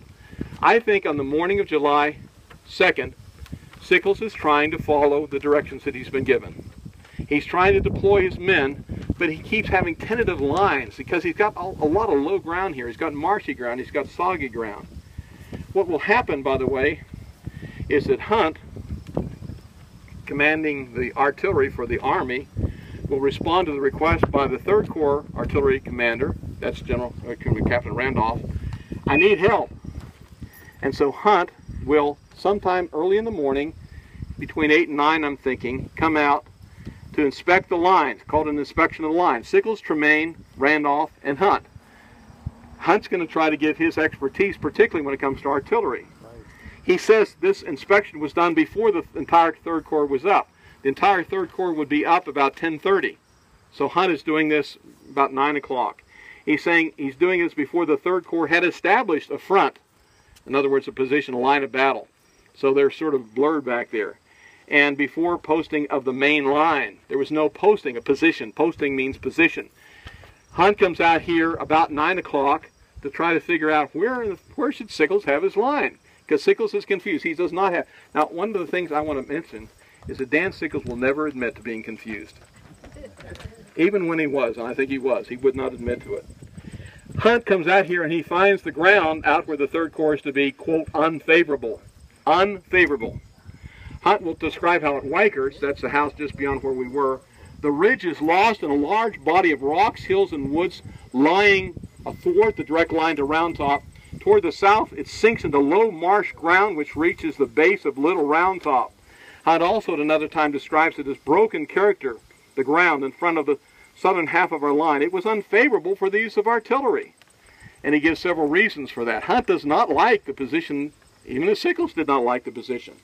Sickles would, in 1886, describe it as low, marshy swale, a rocky, wooden belt, unfit for artillery and bad for infantry. Sickles would also call it a hole, a morass. He did not like where he was to be positioned. And indeed, we've been walking down there. If you walked off the pavement very far, you would find it's low and marshy. Tremaine claimed that he had suggested to Hunt proposing putting guns on Little Round Top, but Hunt envisioned there were problems if you put cannons on Little Round Top. Of course, that's also the perspective that Warren had. Well, Tremaine, this is early in the morning, remember the aide of Sickles, said the subject of posting the main line became a matter of practical and imminent concern. And indeed, they were trying to move out into some position. Humphreys had by 8 o'clock ordered men into a line of battle and to lay down behind their stacks. Birney had a tenuous line near Plum Run down there, trying to deal with it. But the skirmishers are way out front. Colonel McAllister of the 11th New Jersey, that's in Carr's brigade, said troops were moving in different directions, apparently taking up their several positions. Received orders to move. We marched at a short distance. Then we formed in another position. What we're seeing here is the Third Corps. They keep moving men around trying, is there any way we can form a line here that makes any sense? And Sickles continues to be somewhat dumbfounded by that. But in addition, their skirmishers are, at this point, wow, about 1,300 yards in advance. And we're going to talk about the importance of Sickles here. Customary deployment of skirmishers, we're going to get to that. Thank you for holding that. And if you could give that back. Deployed toward the road? Skirmishers toward the road, exactly. Right. Yep, you're going to have skirmishers to your front. Your front is toward the road. Let's go out a little ways to the road. The upraised cannon represents the headquarters for General Sickles. Remember, earlier on he was in the woods farther out, or closer to the Tinytown Road. I'm not sure which woods it was. At some point he'll come out here. Remember, Buford's cavalry was where? Let's remind ourselves of the Peach Orchard. We can't see the Peach Orchard from here. Actually, I can see the Excelsior Brigade Monument, and it's beyond that, out in that direction. Some of his troopers were back on the John Weichert area of the Plum Run. Some were again had gone out the Millersburg Road. The Payne map shows somewhere along here where Sickles was to be. By the way, you may have heard of Napoleon, who really revolutionized warfare, but he lost. He lost to a guy named Wellington. One of the improvisations that came with Wellington was to put your force just behind a ridge line where you could hide 10,000 men and then suddenly rush them over a ridge line and attack the enemy. That's what he did effectively. Well, where are we? We're behind a ridge line. You can't see the Confederate forces. Guess what? The Confederate forces couldn't see us. So we are in sort of a Wellington-esque position here, according to that map. In his October report, Meade would write that the 2nd and 3rd Corps were directed to occupy the continuation of Cemetery Ridge. So at least at some point in the battle, and the post-battle, he's talking about them being back there. But he also has the left of the Union line still anchored at the Peach Orchard with Buford's men. And then General Graham, you're going to get General Graham ready? There's Hunt we talked about, and now here's General Graham. General Graham has a brigade. General Graham is going to have to be sent forward because, quite frankly, Buford said he was relieved by Birney. Birney has a brigade who's going to go out there and relieve him. So when Devon and Gamble leave their brigades, they have to be relieved by someone to continue on, and that's going to be Graham, and he's going to go out to the Peach Orchard. So at least as General Birney understood it, and General Buford understood it, and I think General Sickles understood it, well, General Sickles was responsible for the Peach Orchard now, the position. But remember, on the Payne map, hopefully there are more men coming up on his left. Hopefully, well, it says the 6th Corps. Right. I think it's going to be changed to the 5th Corps. But Sickles does not expect to be out here on his own. Very important to understand. Burling at 9 a.m. again had brought his column first of all to the foot of Cemetery Ridge, and then sorry about that. And then gradually through the morning they're going to be incrementally moving out. First of all, wherever you are, if you're right here, you're worried. Now, just as it would be effective to be hidden behind the ridge line and storm over it, there's a ridge line that could hide the other side, and they could storm over. And you can be here and imagine if all of a sudden rebels start. I'm not sure what's happening here. Battery. You know, I charge it all night. Well, cluster close because I'm going to have to finish this on my voice. Anyway, about 9:30, Randolph orders Clark's New Jersey battery to a rise of ground midway between Sickles' headquarters and the peach orchard. I think it was about right here. They're putting a battery here supporting what will become the position of the infantry up there and Graham's brigade. But this is not a very good, it's a very tenuous, very uncertain thing. Captain Briscoe would say about 10 a.m., Birney directed me to take out 150 sharpshooters under Colonel Verdun and field the enemy. About 10 o'clock. In other words, what are the rebel forces trying to do? And we're going to see that as we move forward. We're going to pretend like we're skirmishers. You know where sort of the line is back here. But the skirmish line, where will it be? Well, we're going to advance to that skirmish line. Well, at least in sight. The skirmishing, by the way, had started out there, well, according to a man from the 68th Pennsylvania, about 9 o'clock in the morning, and it gradually increased in severity. Skirmishing rebels are already showing themselves. The top of the barn there is the post-war barn for the Spangler farm, but somewhere down out there, there's something happening. Lieutenant Colonel Trepp of the 1st U.S. Sharpshooter says early in the morning, well, we're not sure of times, I think it may have been as late as 9:30 or something in the morning, he goes out, his regiment was posted to protect the left flank, and soon thereafter, an order to send 100 men on reconnaissance in front of the right 3rd Army Corps. Now, just about 100 yards beyond the road, behind the Sherfy homestead, would be a fence, and that's where Buford had his skirmishers. And remember, through the night, they're augmented by 3rd Corps skirmishers that go up. When obviously General Buford leaves, he takes his men out, so you've got a skirmish line about a little over 100 yards beyond where this is. And now we're sending out at about 10 o'clock in the morning further skirmishers to find out what may be happening out there. And indeed, oh, there's going to be brisk skirmishing starting out here.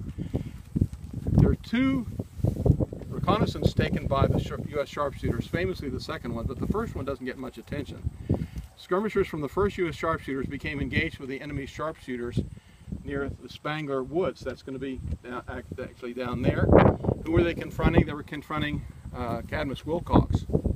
Now, I've been told and believed for years that Cadmus Wilcox doesn't show up until about noon. That is not so at all. He had started his march at 4 in the morning with the distance he had to cover. Certainly by 9 o'clock, he was staged behind those woods there. And indeed, he wrote that his brigade had arrived before 9 o'clock. He's part of Anderson's division. We're moving in there and creating more tension and more concern on the part of General Sickles. Colonel Walker of the 3rd Georgia on the right said early in the morning he sent out skirmishers. Early, maybe 9 o'clock or something like that. But the point being, rebels are starting to get active in those woods over there. And a firefight ensued by which the rebels drove out the Yankees, they said. One said, rebel, they got out of there in a hurry. And the rebels actually set fire to the Sherfy barn, not the one you see here, but a smaller, earlier barn. And then Tremaine over here saying, I did not like it. The enemy were doing something behind their skirmish line, but what I did not know. So about 10 o'clock in the morning, we have guys coming in here, 2 more brigades, but we have skirmishing over there and high anxiety. Deployments would be adjusted to the road. Caleb's battery of horse artillery, by the way, under Buford, had been positioned by Buford to the right of the peach orchard, right along here. This is where you have the guns of the horse artillery, 6 cannons here. And actually Graham had sent out 2 regiments to support them at the road. But understand, you don't put cannons on a skirmish line. But this is where the guns were that Buford had set up, trying to bolster the left of the Union line here. Tremaine then reports back to Meade. He's all morning long going back and forth. He go back and reports regarding the reconnaissance, that little skirmish that happened. He reports the arrival of Burling and de Trobriand, the 2 other brigades that are arriving. He also talks about the unoccupied road to the south where the Corps trains would be at the enemy's mercy. In other words, we've got our ammunition trains coming up there. What's going on? De Trobriand makes an interesting point, by the way, and he says, and he comes in, he says he came under fire of the enemy from his left and rear. What's going on there? Well, as he's coming up here, apparently Confederate skirmishers in those woods are firing on his line, and of course as he's turning here, they're still firing on his rear. This is getting to be a hot area out here. Very much concerned, and of course Sickles is very concerned about his ammunition wagon still coming up. So Tremaine goes to headquarters and reports to Meade. Meade fails to respond, and there was a long pause that Tremaine said became embarrassing. In other words, I reported. What are you going to tell me? What am I supposed to do? Meade then, how well directed, patrols and pickets would again be on the Emmitsburg Road and must be kept. In other words, Meade is indicating that he wants to control the Emmitsburg Road properly, although he says it's going to be cavalry. Meade would send post-war word to G.G. Benedett that he expected to use this road in case of retreat. So apparently Meade is still concerned about this road. He only has 2 other roads. He's got the Baltimore Pike and the Tommytown Road in cases he needs it. And then sometime in the late morning, Meade will send Colonel Shriver, his highest aide, his highest ranking aide from headquarters, to check and inspect the 3rd Corps position, which is very tenuous and uncertain. Actually, an aide will go to every corps checking out what it is. The highest ranking one will come here, and we don't know what Shriver said or what he thought or anything. That's one of these mysteries of the battle. But he should have seen, first of all, the concerns that they had here and the anxiety about setting up a proper line of battle. Shriver would have observed that the 3rd Corps line was taking down, or 3rd Corps were taking down fences along here. In fact, they're taking down fences all morning long, and everyone's agreeing to it. Humphreys and Birney and Tremaine and Sickles and all others to talk about, because as they maneuver around here, the fences are going to get in the way of their trying to maneuver. So they're taking these fences down. Sickles then, upset because he's not getting clarity from headquarters, himself the 2nd time will ride over to headquarters. How many times has Meade been out here? For the 2nd time, and 5 times I think Tremaine has gone to headquarters asking for help. Sickles himself goes out there and reports to him his impression as to the intention of the enemy to attack my front. In fact, Sickles says, I went in person to Army headquarters, reported the facts and circumstances which led me to believe an attack would be made. I asked for orders. Sickles would later say the Joint Committee on the Conduct of War, they felt there was conclusive evidence, indications that the rebels were planning something out there, but Meade did not agree. Sickles desired to have a new line. Can I prepare for something different than what I've got? He says, General Meade, can you come out here? I need you. Well, no, I'm too busy. You know, like, he was pretty busy and exhausted. All right, well, if you can't, well, can General Warren, the chief engineer, can he come out? No, he's too busy too. Oh, well, General Butterfield, the chief of staff, can he come out? No, he can't come out here. Sickles is exasperating. He sees over in the corner General Hunt, who'd been out there that morning with him and showed him how undesirable his line was. He said, how about General Hunt? Can he come out and look at this new line? And Meade says, okay, yes, he can go out. So finally somebody comes out from headquarters to see what it is. Hunt, like Shriver, by the way, would see as he came out here, and by the way, he says he goes direct to the peach orchard to see this new line that's proposed by Sickles. Sickles has his men mostly on the back slope, with the exception of Graham's brigade, which is up here, and some batteries that he pulled up here, also replacing Caleb's battery. And Hunt comes to an assessment. His assessment is very interesting. Famously, Hunt's negative assessment is often quoted. The right of his position was out where it could not be connected with the 2nd Corps. In other words, the right of Humphreys was not near the left of Caldwell. He's going to see that at noon. He said, secondly, it would in our hands present a salient angle. Famously, you understand that? A salient angle which would generally exposes both sides to enfilade fire. That's bad. It would greatly lengthen our line so as to require a larger force than the 3rd Corps long could hold. Right. 3rd Corps wasn't. That's a good point. Yeah. And it could not well be covered unless the wood in our front, which could be under our control. That's an important point too. What's often forgotten is there were positive things that Hunt said about this position. He said, first of all, General Sickles had his ammunition behind on that road. It was naturally anxious to control this road, not to let the rebels have it. Secondly, he said, this ground, the peach orchard, well, that ground here, commanded all the ground behind as well as in front, and together constituted a favorable position for the enemy to hold. And this was a good reason for our taking it. He also says, this ground out here avoids the unfavorable character of the ground near Round Top, where there are lurking places for a multitude of Confederate sharpshooters that would later become especially destructive to Hazlett's battery in Little Round Top from Devil's Den. And he also says, out here we have excellent positions for artillery. This is a good position for artillery out here. And he also says, well, its occupation would cramp the movements of the enemy. If we're out here, then the flexibility Lee has to maneuver is going to be limited. But then he adds one very important point, and these are positive points. He says, this round here was the only position on the field from which we, the Union Army, could have passed from a defensive to the offensive with any prospect of decisive results. Defensive positions are good for some reasons, but they're not usually good for offensive, and vice versa. But this is a position which works for defense and for offense. And you can have it as a defensive position, but then turn it into an offense.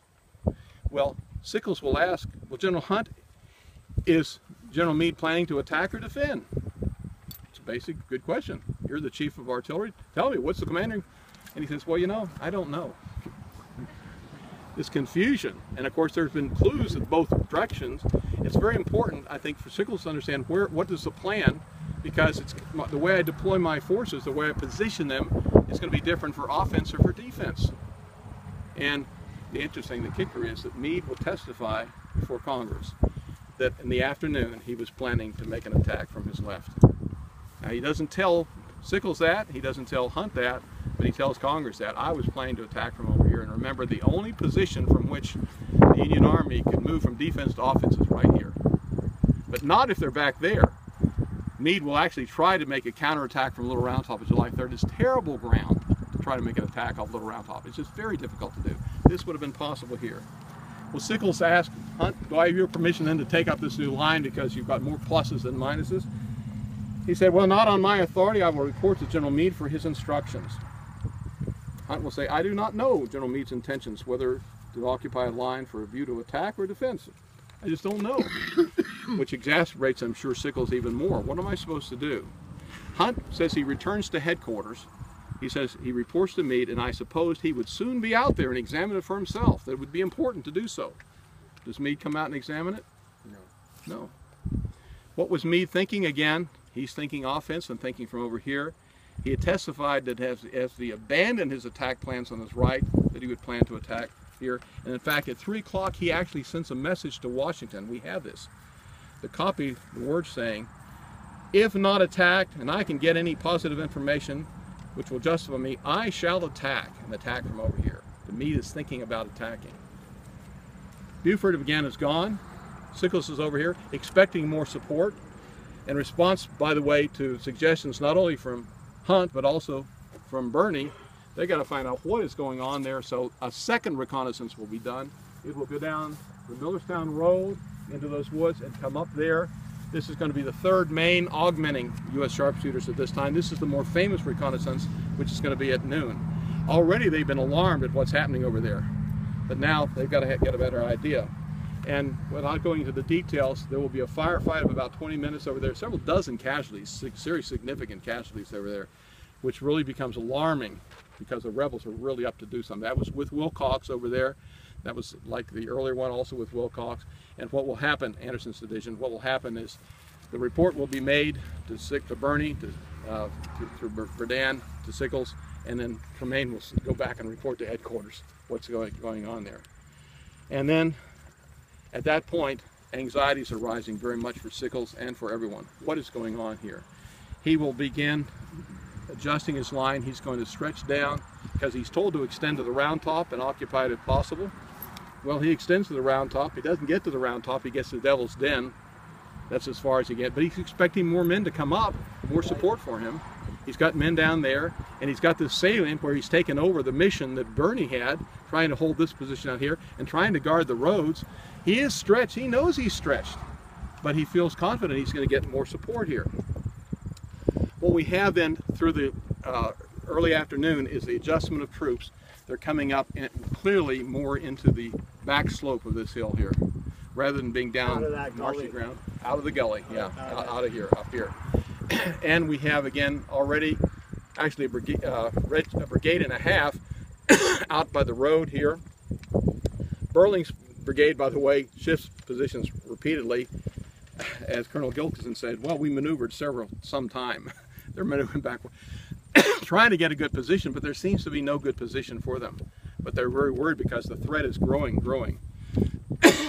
Butterfield at 12:50 sends a report to Pleasanton saying the commanding general has not authorized to retire Buford's entire force from the direction of Emmitsburg, but patrols and pickets on the Emmitsburg Road must be kept up. So from Meade's concern, you've got to hold the road. And Sickles is thinking the same thing, although separately. Now at some point when the 6th Corps is up, remember they arrived about 2 o'clock, the 5th Corps was to move out of reserve position and move over here. You remember the map, which shows the 6th on the left, exactly. And that would be about 2 o'clock that they should be moving up here. Apparently Sickles, we don't have the specific orders to Sykes, but we do have the word from Meade that he said that when the 6th Corps had arrived, the 5th Corps was to come over here. So he's expecting it. Sickles is expecting support. Birney says a division from the 2nd and one from the 5th Corps had been ordered in readiness. Well, the 2nd Corps would be Caldwell. Whatever division from the 5th Corps would be up here, readiness. Major Hamlin on Humphrey's staff said a line of battle. The order was given for Caldwell's division of the 2nd Corps directed to report to Humphreys should the occasion arise. Now one thing is Humphreys moves forward, he's actually, we talk about a gap, but actually it's covering. When one unit moves in front of another, it's a covering. There's a gap, there's a distance between them, but Humphreys had moved in front of Caldwell in such a fact that basically Humphreys was covering Caldwell. And according to Major Hamlin, according to Birney, Caldwell's division was basically staged to support Humphreys, be called up when they were needed. Meade receives word again by the 5th Corps, and Alexander Moore, I'm going to get his picture up. Captain Alexander Moore, he's Sickles' ADC. He says after formation, and this is a very early statement he makes in the summer, late summer of 1863.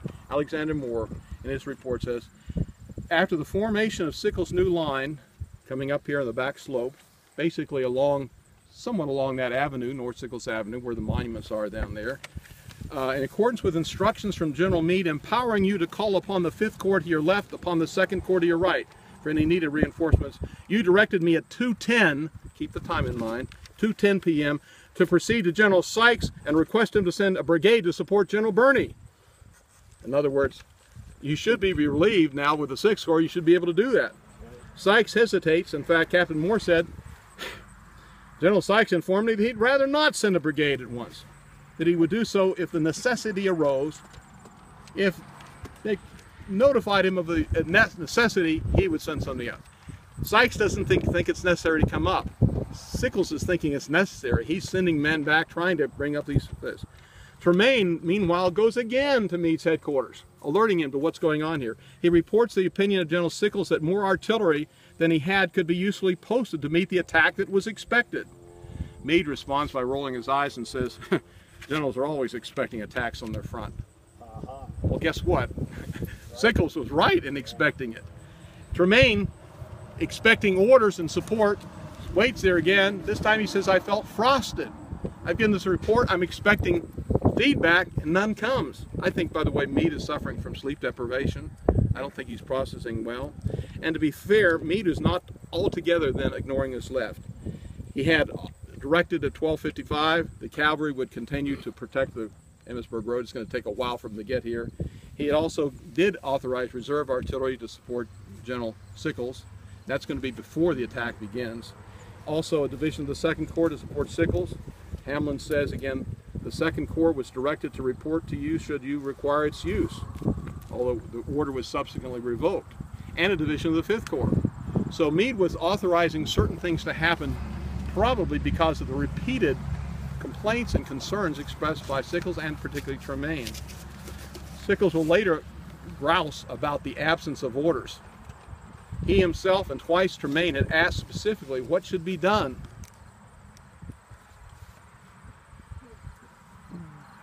No orders. Sickles will talk about the absence of orders. He's frustrated as to what should do. And again, by 3 o'clock, what will be happening? Well, Meade is going to order a council of war for all his corps commanders. A message from Butterfield to Sickles and the other corps commanders will say, the commanding general desires to see you at headquarters. I'm going to step over here so you're not looking at the right side. Talk about this. 3 o'clock, headquarters, meeting. Why is that meeting going to be held? There's some plan that should be underway. That's why you have a meeting, to get the details and the preparation for it. The only plan we know of is what Meade testified to, that he's planning to make an attack off his left. And why was he upset that Sickles wasn't there? Because it would have been led by Sickles He never says that, never says the detail, but understand. In fact, when Sickles responds that he was too busy to come to the meeting, old snapping turtle explodes. In fact, Captain Payne says he had never ever had seen Meade so angry, so irate, that Sickles refused to come to the meeting, which was crucial for Meade's plan that Sickles be there. But you can understand Sickles is worried about what's happening here. He thinks, well, I've got to deal with this. A peremptory order is then sent to General Sickles. You will report. You will report. Peremptory order means if you do not comply, you're out of the Army. You're cashiered. You're gone. So Sickles, what he does, he's worried. He's seeing what he believes to be the movement of Confederate troops, even in that direction.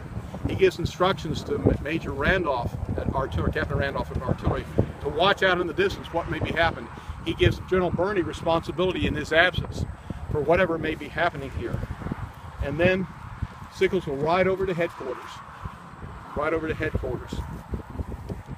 And he said, I turned over the command temporarily to General Birney, feeling assured that before I would return, the engagement would open. He thought, we're on the cusp of this.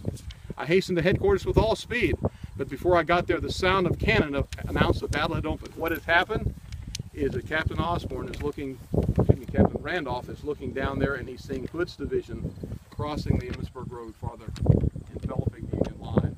Great target, by the way, very important. Boom! Boom! Boom! Well, of course, Sickles is riding up to headquarters. In the headquarters, they're hearing this fire, what's going on. Meade rushes out and said, you need not dismount, General. I hear the sound of cannon on your front.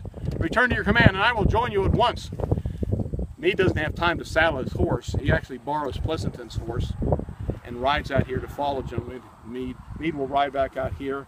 And then, by the way, what of the 5th Corps? Captain Moore says the artillery fire had just opened. I was directed by Sickles to return to General Sykes and bring up his brigade immediately. Upon reaching General Sykes' headquarters, I found him absent. Now, I think some of the blame this day has to go to Tardy George, as his name was for George Sykes. He was not coming up in any prompt. In fact, the one direction that went back there, allegedly, they said to the courier, well, we'll be up in due time. We're making coffee. As if that trumped the battle. Meade testified he reached the Peach Orchard just shortly before 4 o'clock, finding Sickles' line much in advance of what I had been in his intention that he should take. That he has moved his line up farther. Sickles apologizes and offers to withdraw his forces. Meade says then there is no time to do so. Sickles testified that Meade declared it would be better to hold that line and indicated that the artillery reserve would be making more guns available.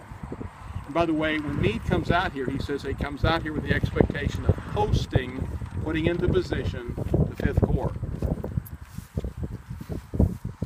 Yeah.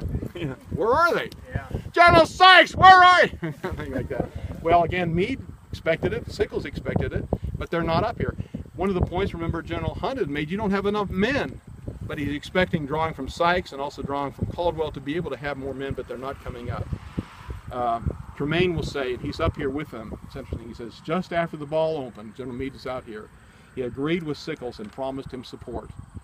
Finally, he's getting directives and support clearly from General Meade as to what should be doing.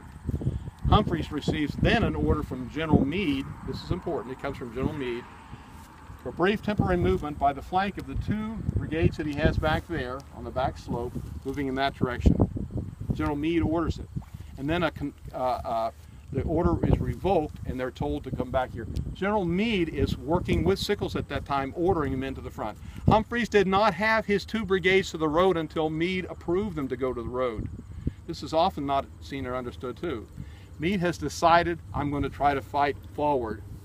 He's not talking about the fishhook. He's talking about moving forward with things.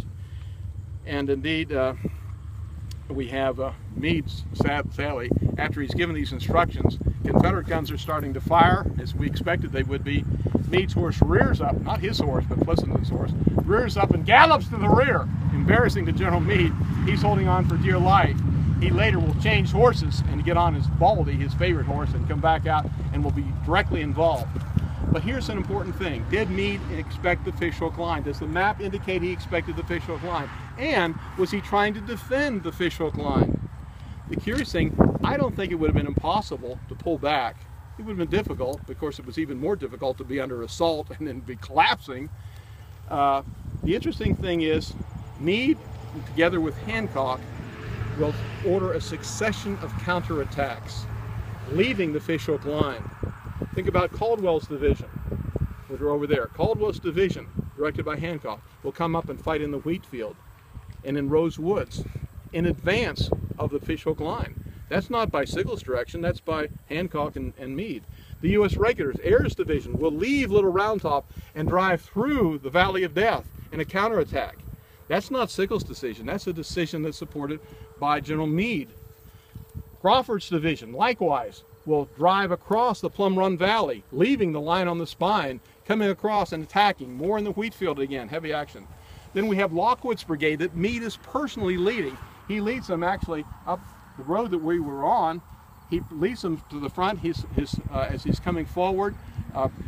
Great personal bravery on the part of General Meade, moving off the line of the spine. And then, of course, we have famously Willard's brigade. Willard's brigade starts up there, Hancock sits down there, and they counterattack. They leave the line on the spine. They leave the ridge line and counterattack into the face of Barksdale. And then, more famously, the 1st Minnesota.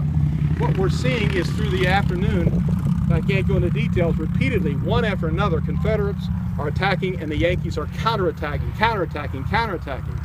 But what happens at the end of the day, the Yankees have been pressed back, pushed back, hammered back to what we know as, where is she? There she is. What is it called? The fishhook line. The fishhook line, which is a great defensive line, which of course plays into what happens on July 3rd. But I want to conclude, and I went 15 minutes over, and I apologize. I really don't try to follow Troy in his long programs. But I'm going to tell you, I call this program The Confounding of Dan Sickles. And I honestly believe that he was truly and very much confounded that day. He was not sure what to do. He's continually, over and over and over again, sending Tremaine to headquarters to find out, what should I be doing? Where should I be? He repeatedly himself goes to headquarters. He asks for help, for people to come out. Tell me, what do you want me to be doing? And yet he's slammed about ignoring headquarters. He's not ignoring headquarters at all. He is confounded. But, depending on your pronunciation, he is that confounded Dan Sickles, which is damning. And many people think he's confounded. I think he's more confounded, but depending on your accent, it could be either way.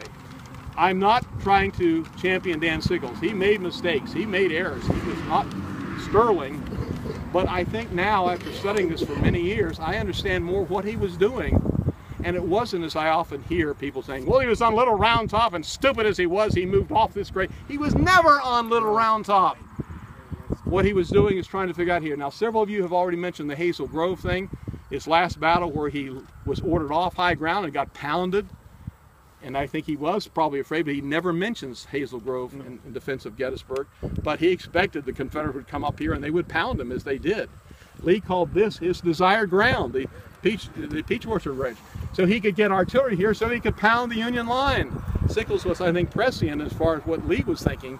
Meade, I don't think, was grasping it. Well, are the rotten tomatoes ready to be thrown? No. Questions? Question, Matt. Yes, sir. Again, was it ignored? Was it not available? Well, it was not. It became, as the day went on, it became no longer relevant. Certainly things are happening as the day goes on, in which what we have in your hand is a snapshot of about 5 o'clock in the morning. Yeah. So about 10 o'clock, 1 o'clock, 3 o'clock. Yeah, this It passes. not good anymore. All we know is this is what Meade was thinking at about 5 o'clock in the morning. Okay. But it reinforces Sickles with regard to the position in Meade. I think it reinforces the confusion that Sickles had, that he was justified in having it. Most people think, well, he was ordered to the fishhook.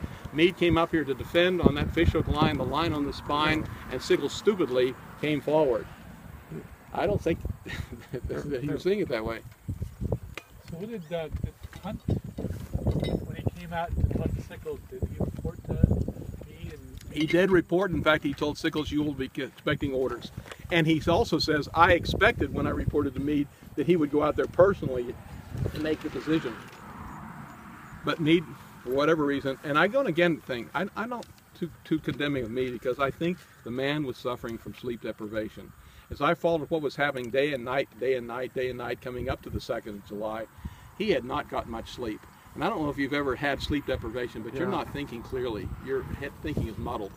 Potential concussion from running into the tree branch? He did lose his glasses coming up because he's coming up in the dark. I don't know that it was that big. I thought it was a twig. Well, it could be. It just knocked his glass. Remember, he's so old goggle eyes. He has to wear glasses, and it knocked his glasses off. Maybe it was a big tree trunk. That's really stretching it, sir. I don't think I'm going out on that limb. In the end of the battle, was it good that Sickles moved out this far? Did he nullify General Lee's attack plan? Well, it depends who you listen to. Dan Sickles would think so. The Union Army? General Longstreet said it was a smart thing that Sickles did. General McLaws said it was a stupid thing that he did. Yeah.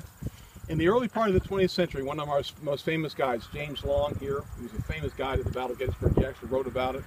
He actually would interview when generals would come and want tours of the battlefield, or generals were coming back to the battlefield. He would ask them this very question, and he reveals what their answer was. You want to know? Yeah. He said about half said this and about half said that. There was no agreement among them. I don't know that there's ever going to be agreement on it. That's a very interesting question, and I've heard arguments on both sides, and I'm not prepared to make a final decision one way or the other. I don't know what would have happened. Because Sickles moved out to the peach orchard, then Hood and McLaws went in towards the Round Top. Well, Hood instead does, of up yes. the road. Well, exactly. Hood goes on what he admits is a digression, Right. and because of it. Clearly, Sickles, one of the things by moving out here, he delayed the Confederate attack by at least 30 minutes, maybe 60 minutes. And one of the problems, here I'm speculating a little bit, but this attack going in late created problems later in the day. General Lee would say twice after this war, regarding General Pender, who was down there where the businesses are down there, he was expected to be the power stroke. That when the hammer stroke. Yep. With this heavy attack coming in here and then echelon step by step, Lee expected the Union to deplete their lines up there, right, and then General Pender could come across. But two things happened. Darkness, first of all. Darkness is coming at the end of the day, and then General Pender is wounded, seriously wounded in the leg. It ends up having to be a mortal wound. Lee will say twice after this war, if Pender had been in the saddle another hour, we would have won that battle. Right. Now, I don't think in darkness it would have happened. But it's interesting, if Longstreet had come in sooner, if Sickles had not delayed him, you can make that argument. Right. I'm not putting that in granite, but I mean, there are arguments both ways, but this is why it's so fascinating. It's why we have people drawn to a program. We haven't hardly talked about battle action today. We're just talking about confusion.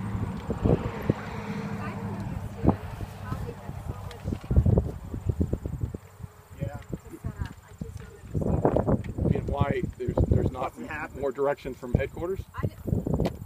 In any of it, like, why isn't, I mean, if you're in a fight, why are you like that? It's happening on both sides. There are delays and delays and delays. It's hard sometimes to explain why there's delays. One of the problems is it takes so long for orders to get from one point to another courier, and from levels, from Army down to Corps, down to Division, down to Brigade, where movements would be made. That's taking time. There's sleep deprivation for not only from me, but others. There's confusion, and quite frankly, they just had not yet learned how important it was to be prompt on the battlefield. Jackson sometimes had learned that, done well being prompt on the battlefield. But it wasn't so much happening here as you would expect. Yeah, I agree with you, but I wasn't here, and it's easy to sit, well, on a sunny day to stand, but sit at home with iced tea and in a recliners. I've done countless hours and think, well, if I were there, I'll tell you what I would have done. Yes, yes. Also, imagine though the exhaustion. These men coming to battle, they are exhausted as they arrive for battle. Have you ever been exhausted? Yeah, yeah. You don't really move quickly when you're exhausted. I didn't mean to pick on you, by the way, sir. You take care of it. All right, anybody else? Sir. I understand Sickles and Meade are not friends. Correct. Does that have any bearing on? Could happen. Let me briefly say, Meade, of course, was a West Pointer. They were both Democrats, but they had different perspectives. Meade was a career soldier. obviously. Sickles was, as we talked about, a political. And when I looked at the Sickles papers, one of the things that it was very clear as he was writing about, he was really very upset with what we in the military today call careerism. Any of you military people? My brother is. Well, I've been there, done that. Let me tell you that some people are always trying to feather their nest, making themselves look good regardless of what the unit is doing, something like that. Sickles was believing in his concern that many guys that went to West Point were concerned about their reputation. They really weren't concerned about the cause. What was the cause? Well, the cause was the Union. There were some West Pointers who were willing to let the South go their way. Sickles was incensed about that. What do you mean? Sickles was very patriotic and very strong Union. And Meade, I don't know. One of my friends and a good historian says that Meade was in the McClellan camp. I can't put him there quite, but McClellan was one of those, of course, that ran looking to get the war over and let the South go. Yeah. So Sickles was very upset at that. Meade was upset because Sickles was not respecting the West Pointers, not respecting the professionals, thinking he knew everything. So there was grounds for each one of them to be sort of concerned about the other. But I don't know whether that played into it or not. I don't find anything certain that played into it. And of course, after the war with Historicus, it just got worse. You're free to go. Okay, thank you.